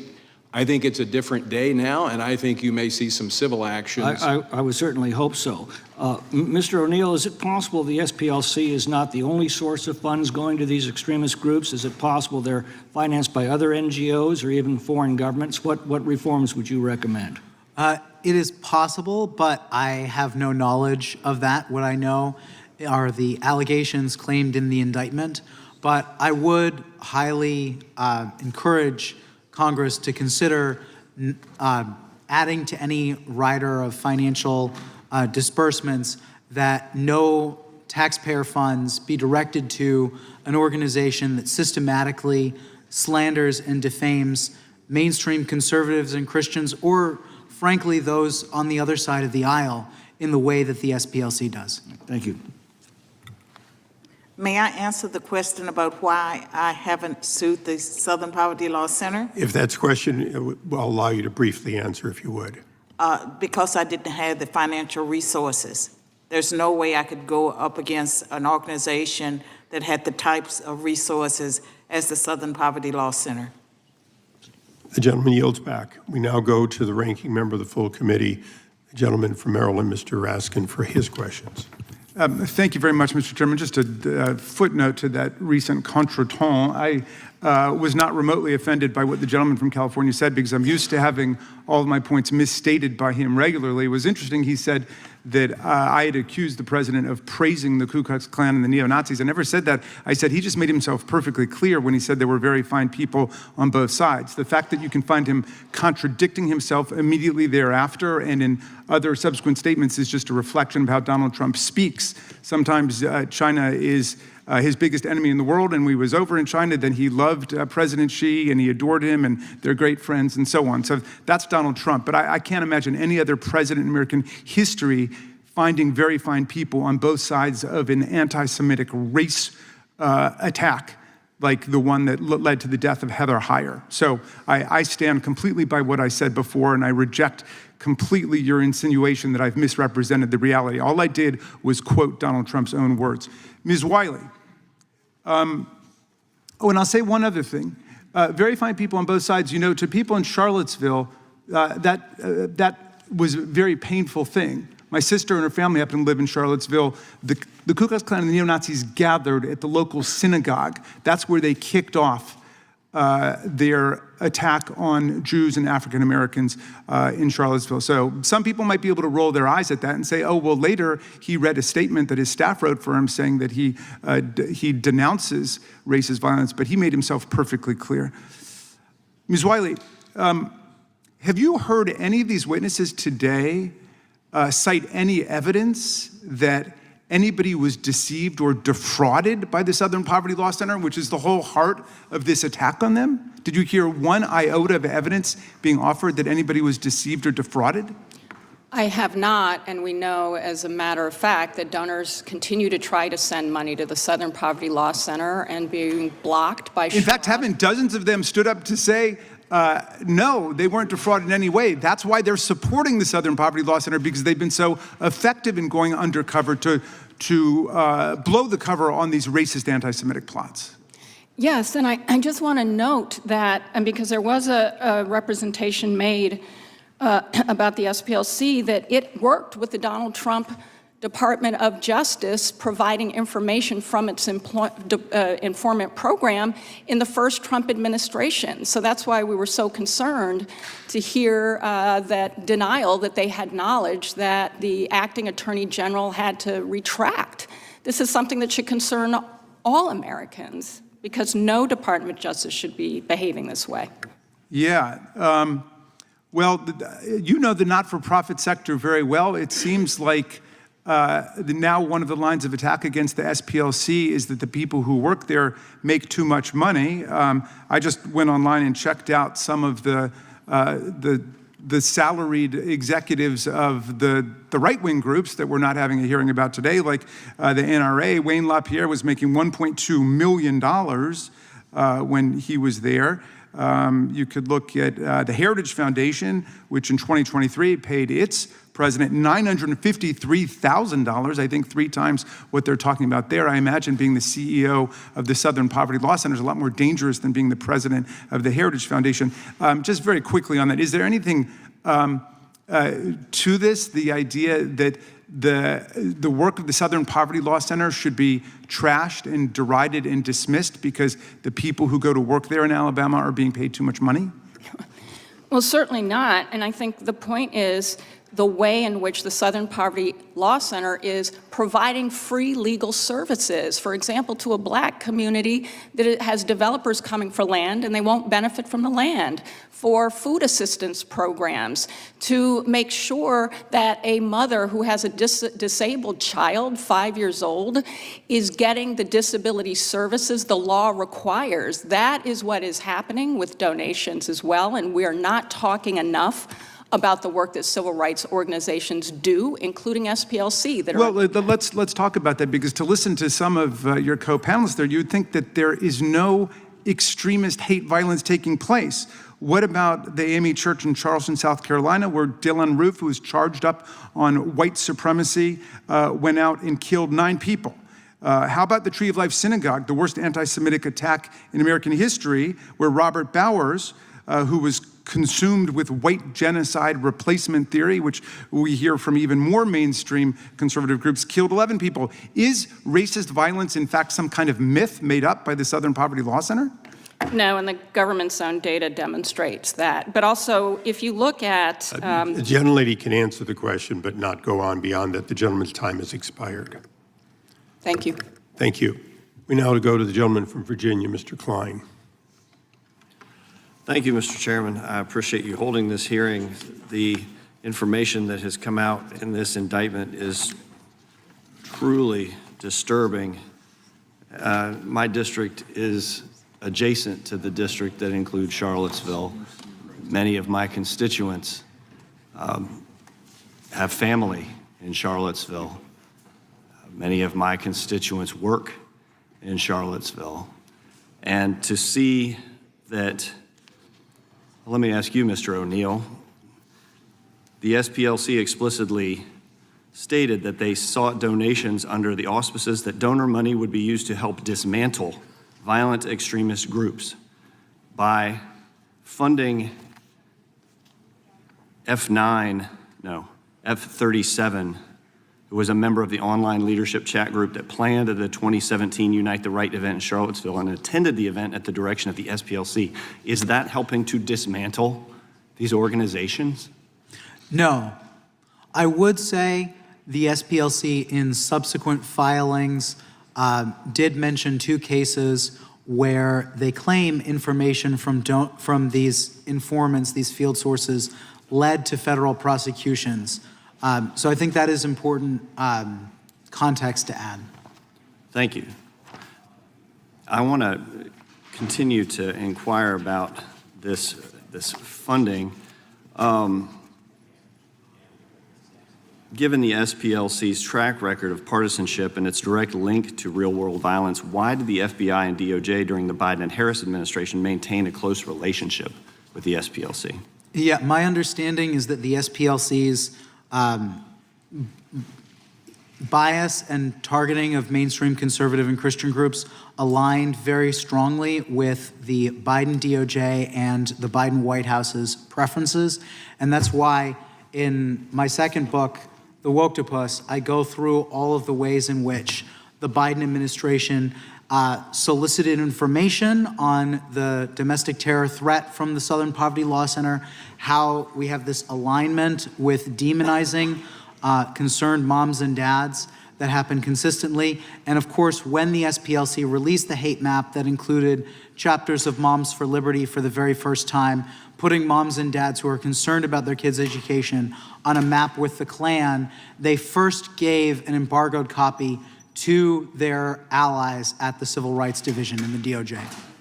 So the SPLC got special treatment, direct access to high-ranking officials in the Civil Rights Division, early access to FBI hate crime data, and invitations to exclusive events with DOJ leadership during the Biden and Harris administration. Correct. In fact, they had one of their staffers by the name of R.G. Cravens who spoke before DOJ prosecutors. This is the same man who, when the Southern Poverty Law Center put Focus on the Family on the hate map last year, he defended putting Focus on the Family on the hate map by saying that it is both false and dangerous for conservative Christians to hold to biblical morality against the claims of the LGBTQ movement. And in October of this year, FBI Director Patel terminated the FBI's relationship with the SPLC. What was the nature of the relationship prior to the termination? You discussed that. Isn't it true that the FBI relied on the SPLC's hate group designation when determining which extremist groups to monitor? Yes, specifically in the notorious memo from the FBI's Richmond office, which was coordinated with other FBI offices. They cited the SPLC's list of radical traditional Catholic hate groups. Interestingly, that's where my anecdote about a convent comes from. And one of those organizations on that list no longer existed and didn't exist at the time. Can you talk a little bit more about that FBI memo related to the Catholics in Richmond? Yes. So this memo was released by whistleblowers. It was not meant to be publicly disseminated. And only after a whistleblower released the memo did the FBI, the national office, publicly come out and say that it didn't meet the FBI's standards. I'd say that's an understatement. It just took the SPLC's list of radical traditional Catholic hate groups verbatim and put it into the FBI's language in the memo. For background, this is a list of radical traditional Catholic groups that is extremely outdated, according to my sources, and that was developed by Heidi Beirich, who now is leading the Global Project Against Hate and Extremism. She's no longer even at the SPLC. It's truly shocking. Thank you for being here. I yield back. Gentleman yields back. The chair now recognizes the gentlelady from California. Thank you, Mr. Chairman. I know there's a talk of the Department of Justice's vindictive prosecutions of SPLC. I just want to remind us all of something else that the Trump DOJ just did. On April 14th this year, exactly a week before it targeted SPLC, DOJ asked a federal court to vacate the convictions of dozens of leaders of the Proud Boys and Oath Keepers. Now, who are the Proud Boys and Oath Keepers? Both are far-right organizations that spout Islamophobic, misogynistic, and white nationalist ideologies, and both happen to be on SPLC's watch list. Both groups and others like them took up arms for Donald Trump and attacked the Capitol on January 6th. I'd like to ask unanimous consent to put into the record two articles about the January 6th rioters and their later crimes. People forget what happened in the weeks before January 6th. In December of 2020, at yet another pro-Trump rally, they rioted in the streets of D.C., vandalized historically black churches, white nationalists supporting Donald Trump, vandalizing African-American places of worship right here in the Capitol. For their crimes leading up to and on January 6th, these individuals, including Enrique Tarrio, Stuart Rhodes, and many others, were convicted of seditious conspiracy and other felonies and sentenced to more than 100 years in prison collectively. Now, Donald Trump unleashed over 1,500 criminals on our streets, some of who have gone on to commit kidnapping, sexual assault, burglary, death threats against elected officials, and now the department is trying to erase their guilt permanently and ensure they cannot be recharged. SPLC has been tracking these groups for years, long before January 6th, and designated them and others like them as hate groups. SPLC has continued to call out these groups for the danger they pose to our communities and our democracy. The label has upset these groups so much that Gavin McInnes, the founder of Proud Boys, who describes himself as a Western chauvinist and said Muslims are stupid, sued the SPLC in 2019 for defamation for designating them as a hate group, and that lawsuit failed. Ms. Wiley, you've described the Proud Boys and Oath Keepers as the foot soldiers of January 6th. In your opinion, is documenting and naming these groups part of the reason why SPLC is now being punished by the Trump administration? Well, sadly, because of the pattern of behavior and weaponization that we have seen, it's hard not to conclude that, and particularly because of exactly the point you just raised, Representative Lofgren, that we're seeing pardoning of violence and violent insurrection from January 6th. Now, what does it say about this administration that is prosecuting the group that helped end the Klan, but apparently intending to give taxpayer money to violent white nationalists who vandalized black churches in the Capitol alike through this so-called settlement fund on a lawsuit that was bogus and barred by the statute of limitations?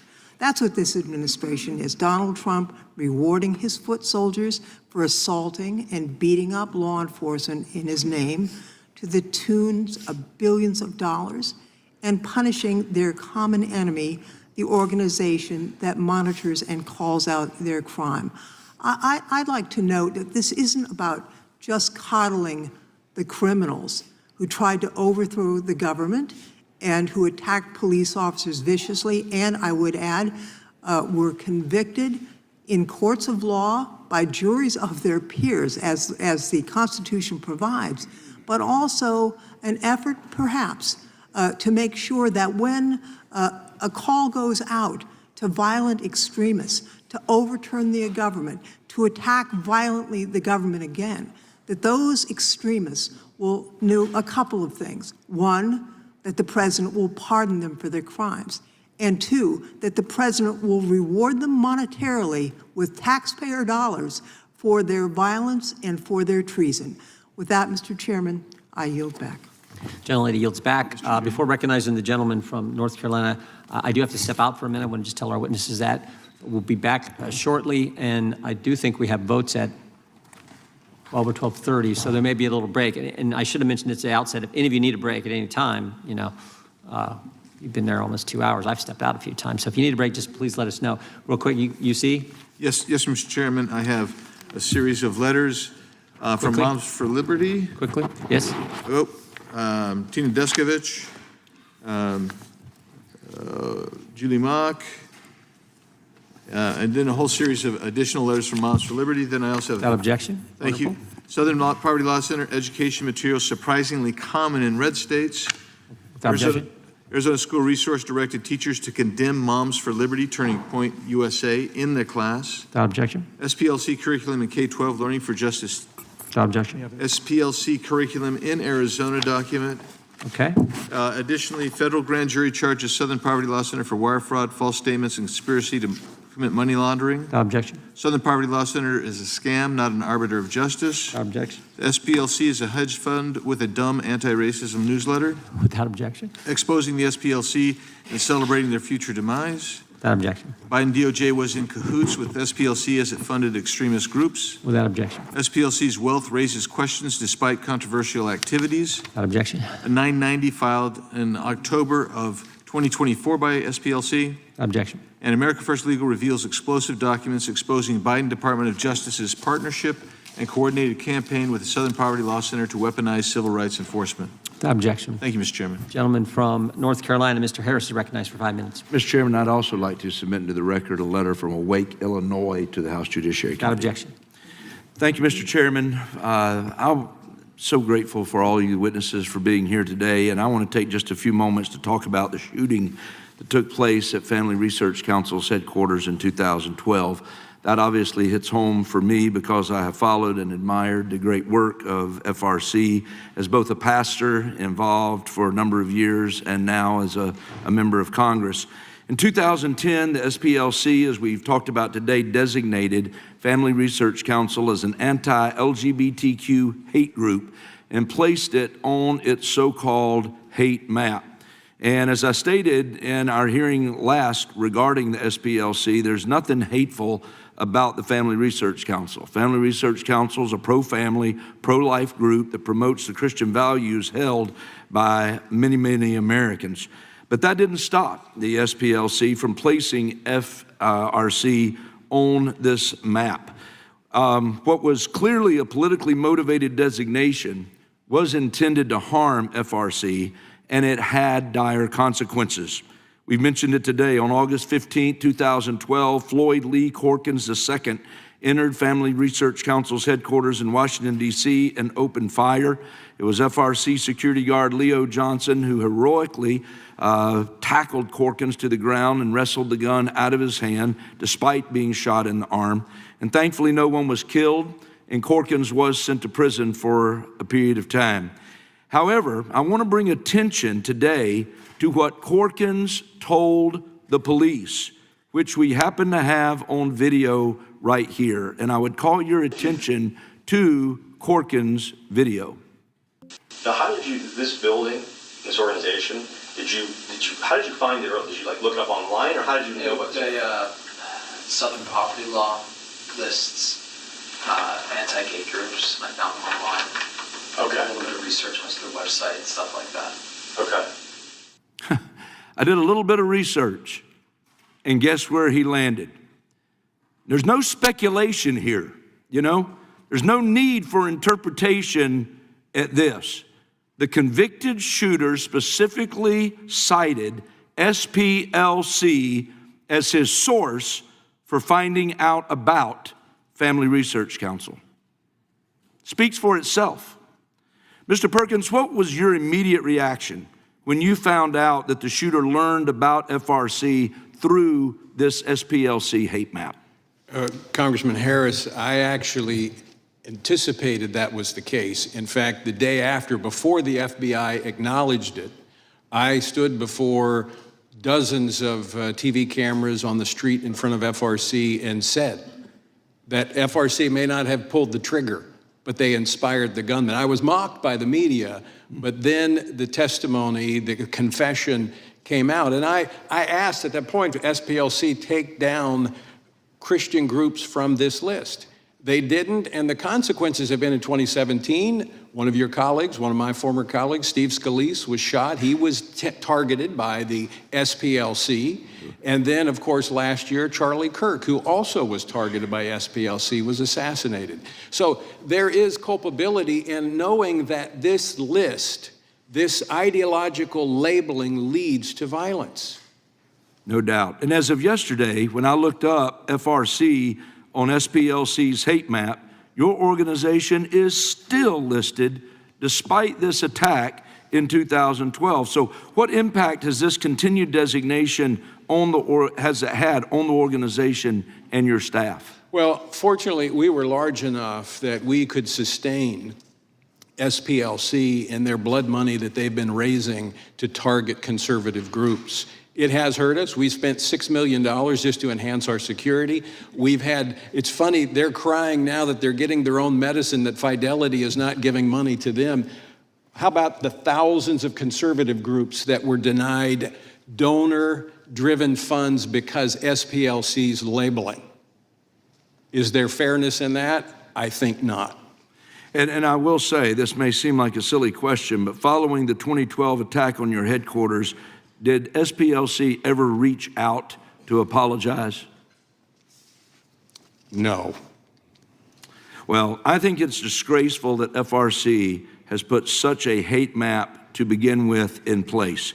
SPLC does not need to agree with everything that FRC says, does, or stands for. However, their actions of placing this organization on a hate map is clearly an attempt to cripple and socially ostracize a conservative organization, and it cannot be allowed again and again. With that, Mr. Chairman, I yield back. The gentleman yields back. We now go to the gentlelady from Pennsylvania. I see next.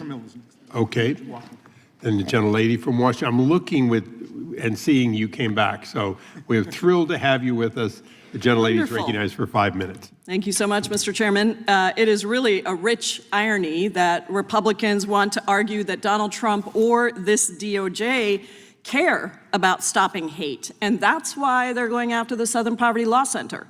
Donald Trump just set up an illegal $1.8 billion slush fund of U.S. taxpayer dollars to pardon convicted insurrectionists who are tied to white supremacists from the Proud Boys, the Oath Keepers, Nazi supremacists, oh yes, and prohibit any action against his own violations or his family's violations of tax law. You want to argue that Trump's DOJ is trying to stop hate? Give me a break. Trump ran his campaigns and these administrations on stoking fear and racism against communities of color and promoting hate, enacted Muslim bans, kidnapped and disappeared immigrants of all immigration statuses, including U.S. citizens, forced universities to roll back their diversity, equity, inclusion efforts, stripped voting rights from black and brown voters, disenfranchising women and rural voters with the SAVE Act that he wants to pass. It's all a shameless plan to return America to single-party control by a Republican Party who, unable to win on any sort of policy merits, turns to an old racist playbook that restricts the power of black, brown, and working-class voters and goes after any political foes just to hold on to power. That's what's happening. For decades, the Southern Poverty Law Center has sued and won jury verdicts against hate groups who conspire and facilitate violence against black and brown people. The center secured a verdict against the planners of the 2017 Charlottesville rally, the same rally that drew participants whom Donald Trump called very fine people on both sides. And yes, I know what he said after that to try and defend it, but the entire rally was organized by white nationalists. And even after images and videos revealed that these participants put up their arms in Nazi salutes and violently injured counter-protesters and cheered on the former Grand Wizard of the Ku Klux Klan, he stuck by that. SPLC has been winning. That's why Donald Trump wants to target them. That's the problem. Stephen Miller, angry that SPLC called him out back in 2016 for promoting white nationalism and right-wing extremist ideas, has decided to take revenge with an outrageous indictment that is replete with mistakes of fact and law. It is a complete fabrication that any crime has been committed at all. In the words of one former prosecutor, DOJ falls, quote, egregiously short on alleging a crime.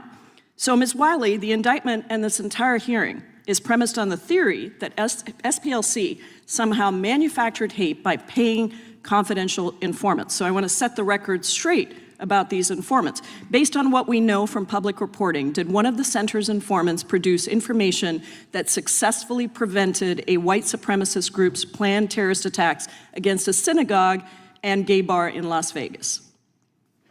Yes, Atawaffen Division is the name of the extremist group. And I should say that in addition to the work that SPLC did that prevented the violence, in fact, it was in 2019, so it was information it turned on to the Department of Justice during the Trump administration. So the suggestion that somehow SPLC only works with an administration based on the party is undermined by this very important fact. And what the FBI found was that this person had already bought the supplies for the attack on a synagogue and a bar where a lot of LGBTQ people frequented. Thank you. I'm going to go through a series of these, so just a yes or no would be great. Did another informant produce information that led to the arrest of a neo-Nazi individual who sought a national security clearance in Philadelphia Navy Yard? Yes. Did an informant produce information that the center used to tip off the FBI about the 2017 Charlottesville rally? Yes. So the center was using informants to root out hate and help the FBI prosecute that hate, not manufacture hate. Is that correct? Yes. And I want to ask you, the charges are also premised on the idea that donors were misled and they didn't know what the funds were being used for. But the New York Times publicly reported there's no donor that's come forward, as Mr. Raskin said. Based on your experience, is there anything different about how SPLC is operating than any other nonprofit? Not that I'm aware of. Thank you, Ms. Wiley. This seems to be a trumped-up case, literally, just to continue to prosecute people who don't agree. I yield back. The gentlelady yields back. Mr. Chairman, we now go to... Is this from the UC request? Of course. Thank you very much. The first one is The Intercept. We knew they were paying informants. SPLC donors reject Trump DOJ fraud. Without objection. The second one is a letter from the Leadership Conference on Civil and Human Rights Nonprofits Together in Without 442 civil rights organizations rejecting the criminal charges. And finally, unanimous consent to introduce a statement from Trevor Potter, president of Campaign Legal Center, former Republican chair of the FEC. Without objection, so ordered. We now go to Mr. Hunt for 5 minutes. Thank you, Mr. Chairman. The talking point for the Democrat high brain today is that Jim Crow is alive and well in America, and I am sure that some of the SPLC's actions have helped them make this argument. My first question is for you, Ms. Swain. In the 2024 presidential election, were you required to pay a poll tax before you voted? No. I have another question for you. When you went to vote at the voting locations, were you intimidated in any way with baseball bats, fire hoses, or dogs? The only thing that intimidated me is that in my state that you go into, if you have to ask for a Republican ballot or a Democrat ballot, and if you are in a precinct that's predominantly Democrat, I think you would have a lot of fear. Thank you for answering that question, ma'am. For all my Democrat colleagues and everyone on the left screaming Jim Crow 2.0, like I hear ad infinitum, let's take a moment to revisit what actual Jim Crow was. Jim Crow was a time when Black Americans could not sit in classrooms with white Americans. It was colored-only water fountains. It was beatings in the streets. It was lynchings. It was fear. It was public humiliation. My own father, who grew up in a segregated South in New Orleans, had to walk around to the back of a restaurant just to order a sandwich in the French quarters of New Orleans because of the color of his skin. That was Jim Crow. And that is precisely why it is so offensive to compare that era of legalized discrimination and racial terror to showing a photo ID in a voting booth. And it's just as offensive when groups and organizations like these manufacture faux hate and racial tension. Requiring identification to vote is not oppression. It is not segregation. It is not racism. It is a basic standard that applies equally to every single American citizen, regardless of what you look like. You need an ID to board a plane. You need an ID to cash a check. You need an ID to buy alcohol. You need an ID to enter these very federal buildings. And by the way, attaining an ID in this country is an extremely low bar. But somehow showing an ID to vote in America is now considered to be Jim Crow 2.0. This is not about civil rights. This is about political theater. And the Democrat Party survives on manufacturing grievance. Democrats invoke the pain of the past because they have nothing to offer for the present. They don't want an honest debate. They want emotional manipulation. They want outrage. They want division, as evidenced by our discussion in this very hearing today. They want Americans to fight each other because chaos is politically useful to them. Words like racism and white supremacy and Jim Crow 2.0. For the purposes of elucidating my colleagues on the other side of the aisle, let's take a hard look at what real Jim Crow was. Check out this one behind me. You see, this is Jim Crow. This is what Democrats call Jim Crow. Next slide, please. See, that is Jim Crow. For whatever reason, this is what Democrats call Jim Crow. Next slide, please. That is Jim Crow. This is what Democrats call Jim Crow. I know that some of these images can seem to be very jarring to many of us that haven't experienced that over the course of the past 40 years of my lifetime. I never saw these things. I never experienced them personally, but I have family members who have and who did. And that's why it is extraordinarily important for us to be very, very careful with what we compare to Jim Crow, because this country has come a very, very long way. I keep saying this over and over and over and over again till I am blue in the face. I represent a white majority district along with 3 of my other black colleagues here in Congress. And you know what? Nobody cares about what we look like. We are being judged not by the color of our skin, but by the content of our character, because we've come a long way from this. I don't want to go back to that. In fact, I want to continue on the path that America has set forward in the name of Jesus Christ. And I want to let people know that we don't need to be angry. We don't need to be divided. We want equality for everyone. Let me be crystal clear. This is not 1960 anymore. It's 2026. And the fact that groups like these are willing to stoke the flames of hate by funding the KKK is absurd. With that, I yield back the remainder of my time. Thank you for being here. Thank the gentleman. He yields back. We now go to the gentlelady from Pennsylvania, Ms. Scanlon. Thank you, Mr. Chairman. As we heard earlier, in July 1983, the Ku Klux Klan firebombed the Southern Poverty Law Center's offices in Montgomery, Alabama. The Klan carried out its violent attack because the SPLC had stood up against it and has continued to stand up against hate in the following decades, whether it's racial and religious hate, hatred of immigrants, or the LGBTQ community. This melted clock, which was frozen in time by the KKK firebombing, still hangs in SPLC's headquarters as a reminder of the very real dangers of defending American civil liberties from hate. So how grotesque is it, given that history, that the majority has chosen to frame this hearing as an accusation that the Southern Poverty Law Center itself is in the business of manufacturing hate? But with the increasing shamelessness of the Trump administration and its congressional allies, none of us should be surprised that they are desperately trying to manufacture a reason to attack one of the organizations standing up to their assault on American civil rights. They're trying to turn back the clock and drag America backwards into some of the darkest days of our past.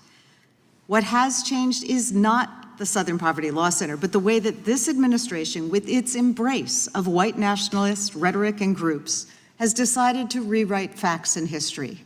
In the past year, we've seen pardons of Proud Boys and Oath Keepers who orchestrated the violent January 6th attack. The DOJ hiding from the public government research confirming that right-wing extremism poses the biggest domestic terrorism threat to our nation. The White House issuing NSPM 7, a directive that the Department of Justice and IRS target left-leaning groups that the White House has declared without evidence are a threat to our national security. And members of the administration making repeated statements that they intend to destroy nonprofit groups like the Southern Poverty Law Center that are a threat to their extremist agenda. This White House has engaged in a concerted attack on the pillars of civil society that would ordinarily hold it accountable, going after law firms, the courts, legacy media, universities, organized religion, and even the Pope. We can all see a corrupt DOJ leveraging its power to attack the president's perceived enemies and protect his allies, prosecuting those who've tried to hold the administration accountable, stealing taxpayer dollars to create a $1.8 billion slush fund to make payoffs to Trump loyalists who've been convicted of serious crimes, and giving Trump and his family a gold-plated get-out-of-jail-free card with the settlement agreement that the president's lawyer just signed. The Department of Justice's blatantly political prosecution and this committee's attacks against the Southern Poverty Law Center signal the revival of an old authoritarian playbook to vilify and discredit those working to combat hate and protect people from oppression. And it's part of this administration's whole-of-government attempt to shut down opposition to its lawless behavior. This administration and its MAGA allies are trying to rewrite facts and history just as they've tried to whitewash the violent January 6th assault on our Capitol and our Constitution. But facts have a way of being sticky. They get in the way of lies. Americans have always sought to bend the arc of history towards justice, to hold those in power accountable, and to spur our country towards a more inclusive and perfect union. And we're not going to stop now. We are not going to allow extremists and charlatans to turn back the clock and take our civil rights and repression and put them asunder with hate. So, Ms. Wiley, the DOJ's indictment targets SPLC itself rather than individuals. Is the administration's goal to take out the organization, and why? Well, I certainly can't speak for the administration. I think that what is so concerning to us as a civil rights community is that the Southern Poverty Law Center has been attacked because it does work to ensure that Black voters can vote, because it does work to show and ensure that fair maps are drawn for places like Alabama and Louisiana, where, yes, because we still have racial segregation in this country, Black people have to be packed or cracked to take away the opportunity for them to decide who can represent them that will actually be accountable to them.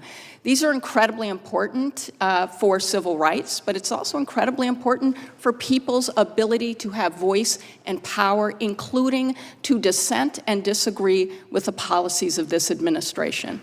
Do you think that The SPLC time might has have been expired. targeted because it published emails by Stephen Miller that were expressing white nationalist sentiments? The gentlelady may answer briefly. Possibly, yes. Thank you. I yield back. Thank you. I now recognize myself. Ms. Wiley, would you agree with the statement that Charlie Kirk was a dangerous extremist?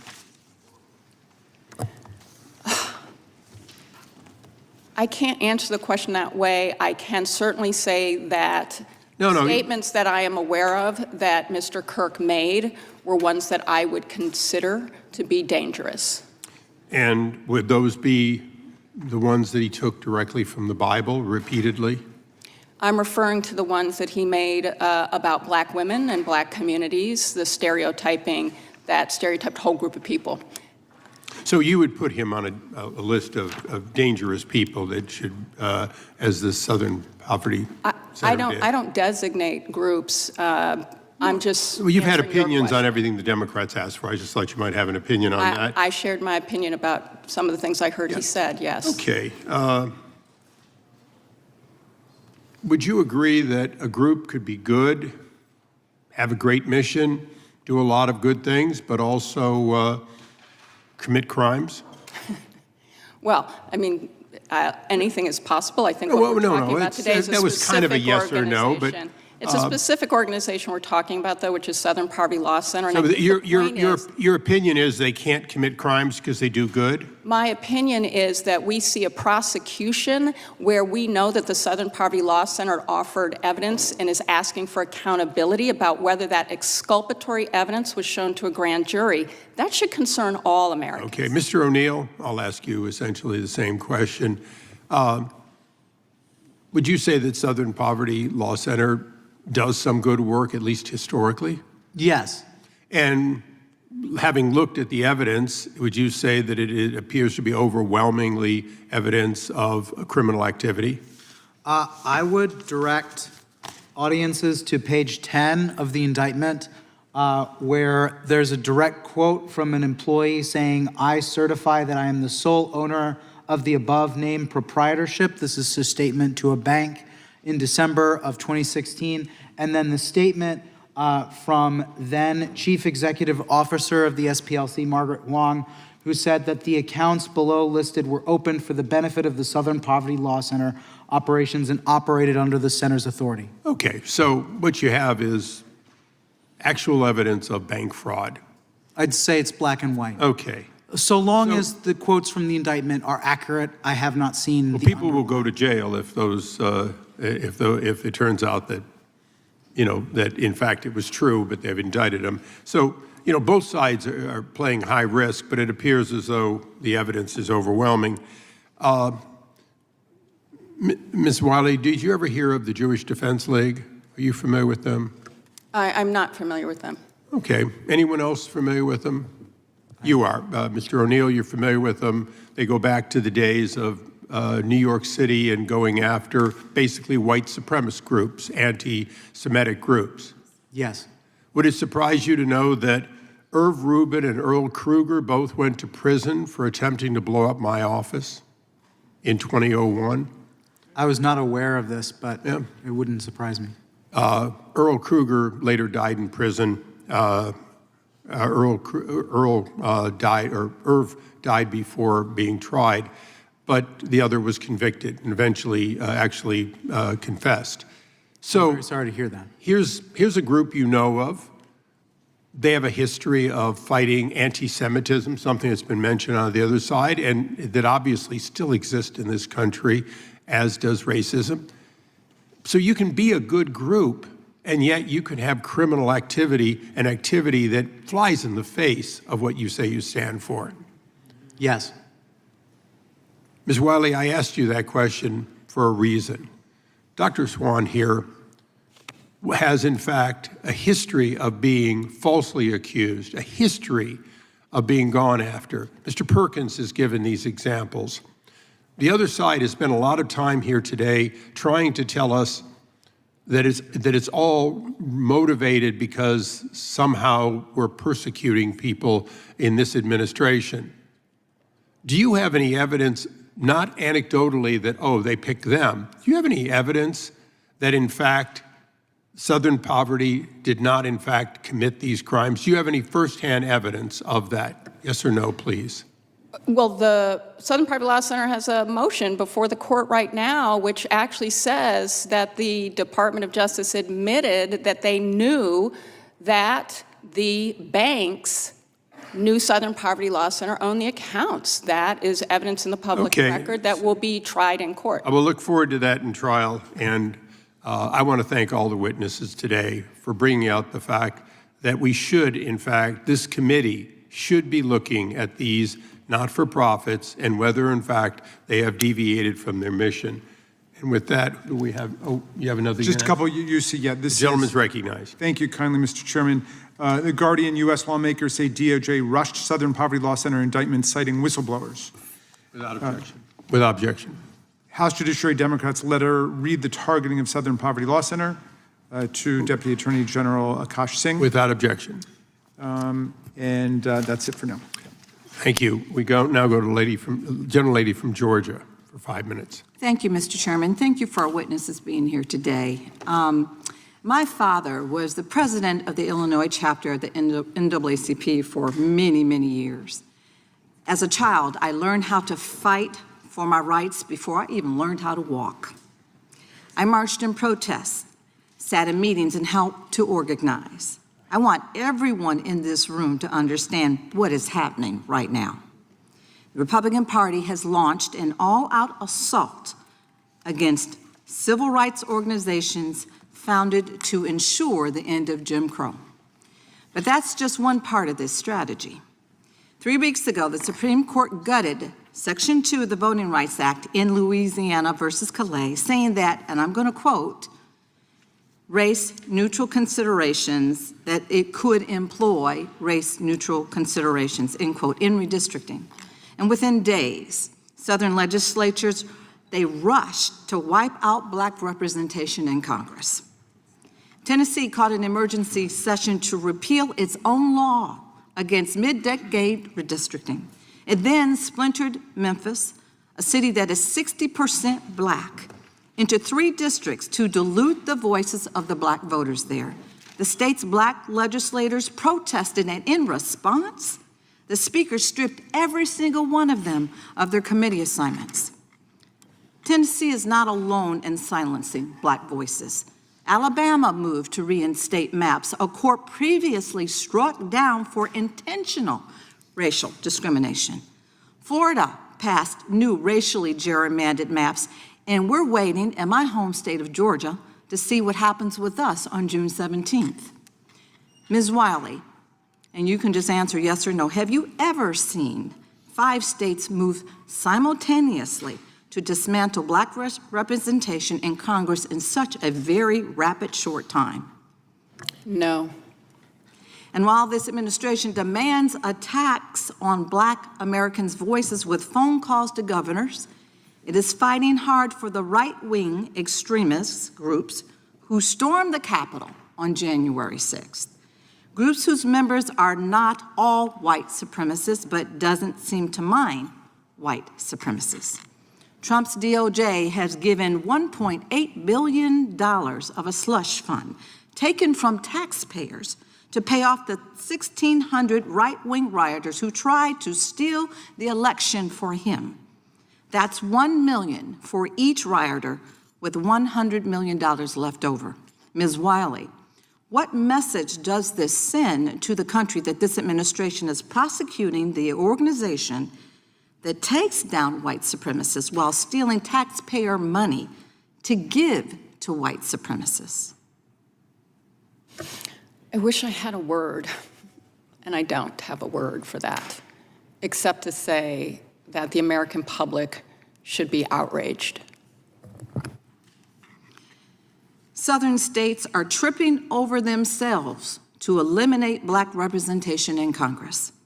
The president is doling out reparations to white supremacists, and DOJ has indicted the Southern Poverty Law Center, an organization built to defend the rights of Americans, on charges so flimsy that it would make Bull Connor and George Wallace blush. Americans deserve a voice in our democracy, representation of their interests, and should not have to fight for their basic civil rights again and again and again. Race should not be a factor. This is an attempt to roll back the progress made through the civil rights movement and strip black Americans of their voice in public life, using the same tactics as Southern segregationist states following the death of Reconstruction for the very same goal. I am a child of the civil rights movement. We have seen this before. If we needed a reminder or a wake-up call that Jim Crow is alive and evolved, these legislatures made sure that we got the notice. Ms. Wiley, would you like to expand on any previous questions or statements that you weren't able to complete? I just want to remind us that the federal agencies, FBI, DEA, AFT, spent over $548 million on informants for a reason, because they thought it was going to help them keep people safe. We're talking about this attack on SPLC at a time when we are facing an administration that cut funds to prevent gun violence, that cut funds to track where and how we might have violent white supremacist neo-Nazi attacks, that cut funds that was going to support public safety, all at a time when we've seen a White House directing Department of Justice about who it wants to prosecute. And as someone who used to work for the Department of Justice, that is unheard of. Thank you, and I yield. The gentleman yields back. The gentleman from Wisconsin is recognized. Yeah, just a couple of comments, Lito. First of all, I'd like to thank Congressman Hunt for his pictures up here, showing what it was like in the days in which the Democrat Party just rode roughshod over the South. I'd like to point out that the criticisms of Stephen Miller, to this day, are because the role he took in exposing the Duke lacrosse player hoax, in which 3 people almost were sent to prison for life, and Steve had the braveness to stand up to the politically correct and eventually those 3 people were found innocent after going through absolute hell.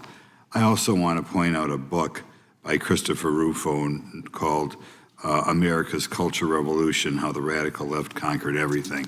And in that book, he clearly describes how a goal of the hardcore left, and I think some members of this committee are members of the hardcore left, the degree to which they try to racialize everything. Not just racialize Black Americans, but Hispanic, Asian Americans, everything. That their ultimate goal is the end of the United States as we have it break down. And it should be mandatory reading. And I think when you talk about Joe Biden screaming about white supremacy all the time, I think a lot of us must wonder what in the world is he talking about. But what he's talking about is he's trying to divide America on racial lines, which is really just a horrible thing. And finally, I don't have time to look into it. I know if you Google Ann Coulter and Proud Boys, and Ann Coulter is a many times New York Times bestseller, you may get a different version of the narrative we'd had today on the Proud Boys. Okay, now we're going to start off with Mr. O'Neill. Given the SPLC's long documented pattern of partisan activism, financial misconduct, and by the way, the financial misconduct by itself is enough that nobody should ever be citing them for anything, and its recent federal indictment for secretly funneling millions of dollars to individuals tied to extremist groups, how do you explain the continued willingness of major press outlets to cite the SPLC as an authoritative source? And by the way, I think 12 years ago, 13 years ago, any reasonably well educated American would have known the SPLC was just a disgusting made-up group. And I would think that any newspaper, magazine, online magazine that cites them should be considered totally discredited, anybody who's done it the last 12 years. But how do you, Mr. O'Neill, explain why so-called major press outlets, at one time prestigious outlets, still cite SPLC as an authoritative source? I think it's because the SPLC positions itself as a weapon of the left by demonizing the sorts of conservatives that many in the mainstream left want to render irrelevant, and therefore it is a weapon, a reputational weapon against people who are inconvenient for the left's narrative. Yep. Go ahead, Mr. Perkins. Well, they leverage their relationship with government to be able to do that with the media, and then they leverage the relationship with the government with the corporations, and that's how they were able to get the corporations to debank and de-platform conservatives because of that relationship. I go back to the illustration of the hub. They're at the center of it, but they're not alone. Right. Yes? I would also say that they leverage their relationship with universities, especially law schools, because a lot of their the law students will go and intern with the Southern Poverty Law Center. Okay. Very good. It just still bugs me that they go after Stephen Miller for finding those 3 lacrosse guys innocent. Doesn't it just bug you? And you know that's what it's all about. We'll go to Tony Perkins. Your organization's falsely been labeled a hate group. I mean, to me, you're about the most wholesome organization in the country by SPLC for holding mainstream pro-life, pro-family positions. Man, they hate those pro-lifers. Given that this designation was cited by the perpetrator of the 2012 attack, how do you assess the responsibility of these sort of organizations? Well, again, we warned them to take down that label, and we've had subsequent attacks on people who have been labeled by them, including the latest Charlie Kirk, who was assassinated. There is culpability here, and I think that we need to look at going back to that government leverage that they've been using. They should never have a relationship with a government entity again. Right, they just hate Christianity, don't they? Just hate it. Dr. Swain, do you want to comment on that? Would you like to comment? Time. Oh, I'm sorry. Time of the gentleman has expired. The chair now recognizes the gentlelady from Carolina, North Carolina. Thank you so much, Mr. Chairman. Just reminding people that many of the roots of anti-racism and civil rights in the South came from the church's very Christian people. I suppose I need to remind some members of this committee of the long and blood-soaked history of the Ku Klux Klan in North Carolina, maybe even some of our witnesses. During Reconstruction, the Klan lynched and assassinated countless Black and white leaders who opposed them. In the 60s, the Klan grew to more than 10,000 members in North Carolina, more than any other Southern state combined, and they earned the nickname, and North Carolina earned the nickname, Klansville, USA. Klan members in North Carolina carried out coordinated terror campaigns culminating in the 1979 Greensboro Massacre, where the Klan and their neo-Nazi allies shot and killed 5 people who were protesting against them. But the story doesn't end there. Only because of the bravery of those who fought back against the Klan, like so many of our Christian ministers, and the Southern Poverty Law Center, did we see some change. In the 1980s, the Southern Poverty Law Center launched Klan Watch to monitor, track, and expose the activities of the Klan. In 1987, the Southern Poverty Law Center won a groundbreaking lawsuit, securing $7 million in a judgment against the United Klans of America after their members lynched 19-year-old student Michael Donald in Mobile 6 years earlier, and I know that Mr. Johnson talked about that. Mercifully, the judgment bankrupted the United Klan of America. This verdict greatly weakened the Klan and sent them scurrying underground, though of course we're seeing many of them today. But it didn't stamp out the last rotten remnants of the Klan throughout the South. And those remnants have been planting seeds that have been cultivated by this president. That's why the continued work of the Southern Poverty Law Center and its allies is so essential.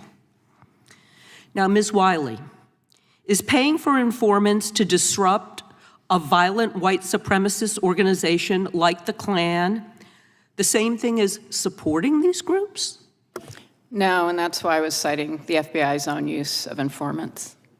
And actually, was there a book written about an undercover agent, by an undercover agent who infiltrated the Klan, like maybe called Black Klansman? Could you tell us about that? I haven't read the book, but it's a great movie. It's a great movie. So given that the SPLC's incredibly successful history of fighting the Klan and other extremist groups, do you think that the people who have been consistently donating to the SPLC were surprised that the SPLC was paying informants to monitor, report, and expose the violent activities? Well, the only things we've heard in the public sphere is donors saying that the SPLC did what they had hoped donors would do, and we know from the public record that they're continuing to try to give money to the SPLC to continue its work. I kind of hope this lawsuit, this specious lawsuit, results in more contributions to the SPLC. Might be a silver lining to the lawsuit and this ridiculous hearing. Even the amateur hour Trump lackeys at DOJ know that this is a specious lawsuit. They don't believe these cynical charges. They know it's wrong. The SPLC is not funding the KKK or far-right groups. The SPLC is taking them down. But at the same time, the President of the United States is trying to use taxpayer money to fund people who have assaulted police officers and tried to disrupt the peaceful transfer of power. We have to speak truth. We have got to tell the American people what is going on, and that might be the only good thing that comes out of this ridiculous hearing. Thank you, and I yield back. I'm not sure Leo thinks the hearing's ridiculous, but Actually, I'm pretty sure he thinks it doesn't. Mr. Gentlelady from Georgia is recognized. Thank you so much, Mr. Chair. I have unanimous consent request. I request unanimous consent to enter into the record an article from April 15, 2026, titled Justice Department Moves to Toss Seditious Conspiracy Convictions of Oath Keepers and Proud Boys. Without objection. And the second one I have is several Tennessee House Democrats stripped from committees after last week's special session. Without objection. Thank you. Gentleman from New Jersey is recognized. Thank you, Chairman. I'm going to take the gentlelady from North Carolina's advice and get to what I believe is the truth here. And I'm going to get a little historic on you. Anybody ever hear of Machiavelli? Remember that when you learned that in school? You know, and you can debate the exact wording of what it means. You can debate the exact origin, but the meaning is basic and it's simple and it's as old as politics itself. If you believe, according to Machiavelli, that your cause is important enough, that it's righteous enough, that you want to obtain certain goals, that it's urgent enough, there are no rules, no morals, and no ethics. Truth becomes flexible, and there are no standards anymore. And people start telling themselves that anything is acceptable if they can win, if the outcome is important enough to them. This is about winning. This is about the left wing, I'm sorry, but it's about the left-wing Democratic Party wanting to win and using the SPLC, using each other as tools to make sure that they win elections and put out misstatements. And we have to ask, when it become part of the philosophy? Well, in the last administration, we saw a lot of things, an FBI of lies, an FBI of untruths, an FBI of injustice, an FBI that Joe Biden was willing to rely on politically tainted information, some of which came from the SPLC. Bad information. We know now that it was wrong, that it wasn't true at multiple levels. The AG told us that the greatest threat facing the entire country was domestic violent extremists. But the real threat, the great threat, a great threat to freedom, was his own Department of Justice and his own FBI back then. It was scary. If you had a different opinion, guess what, folks? And I'm not trying to address this to you, Mrs. Wiley. I have a right to be conservative. I have a right to a different viewpoint. But there's not one human being up here that supports the Ku Klux Klan. None of us like it. I bet you there's nobody in this whole damn room that supports the Ku Klux Klan.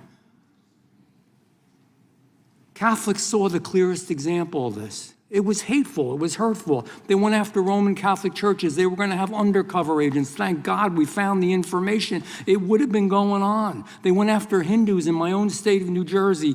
Good, faithful, peaceful, loving people. The FBI went in with guns drawn from bad information that they got. SPLCA supplied a lot of this. The FBI painted them as domestic terrorists. The same thing with parents in school board meetings that were worried about the stuff their own biological children were being taught to them. It is wrong.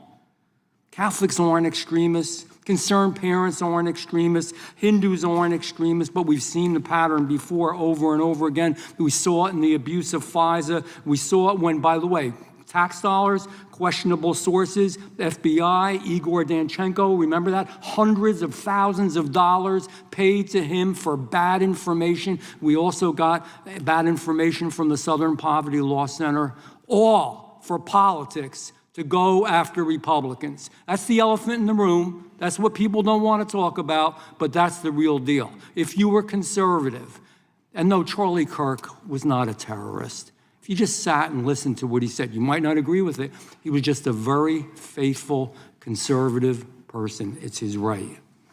And now the worst of all of it, though, is we find the Southern Poverty Law Center is just one more tool. I think it started out good. I think they wanted to do good things. I think there are still people in there that want to do good things, but it's been used in a way that is perverse and awful to get political goals of a political party accomplished. Machiavelli through and through. It's pretty damn amazing.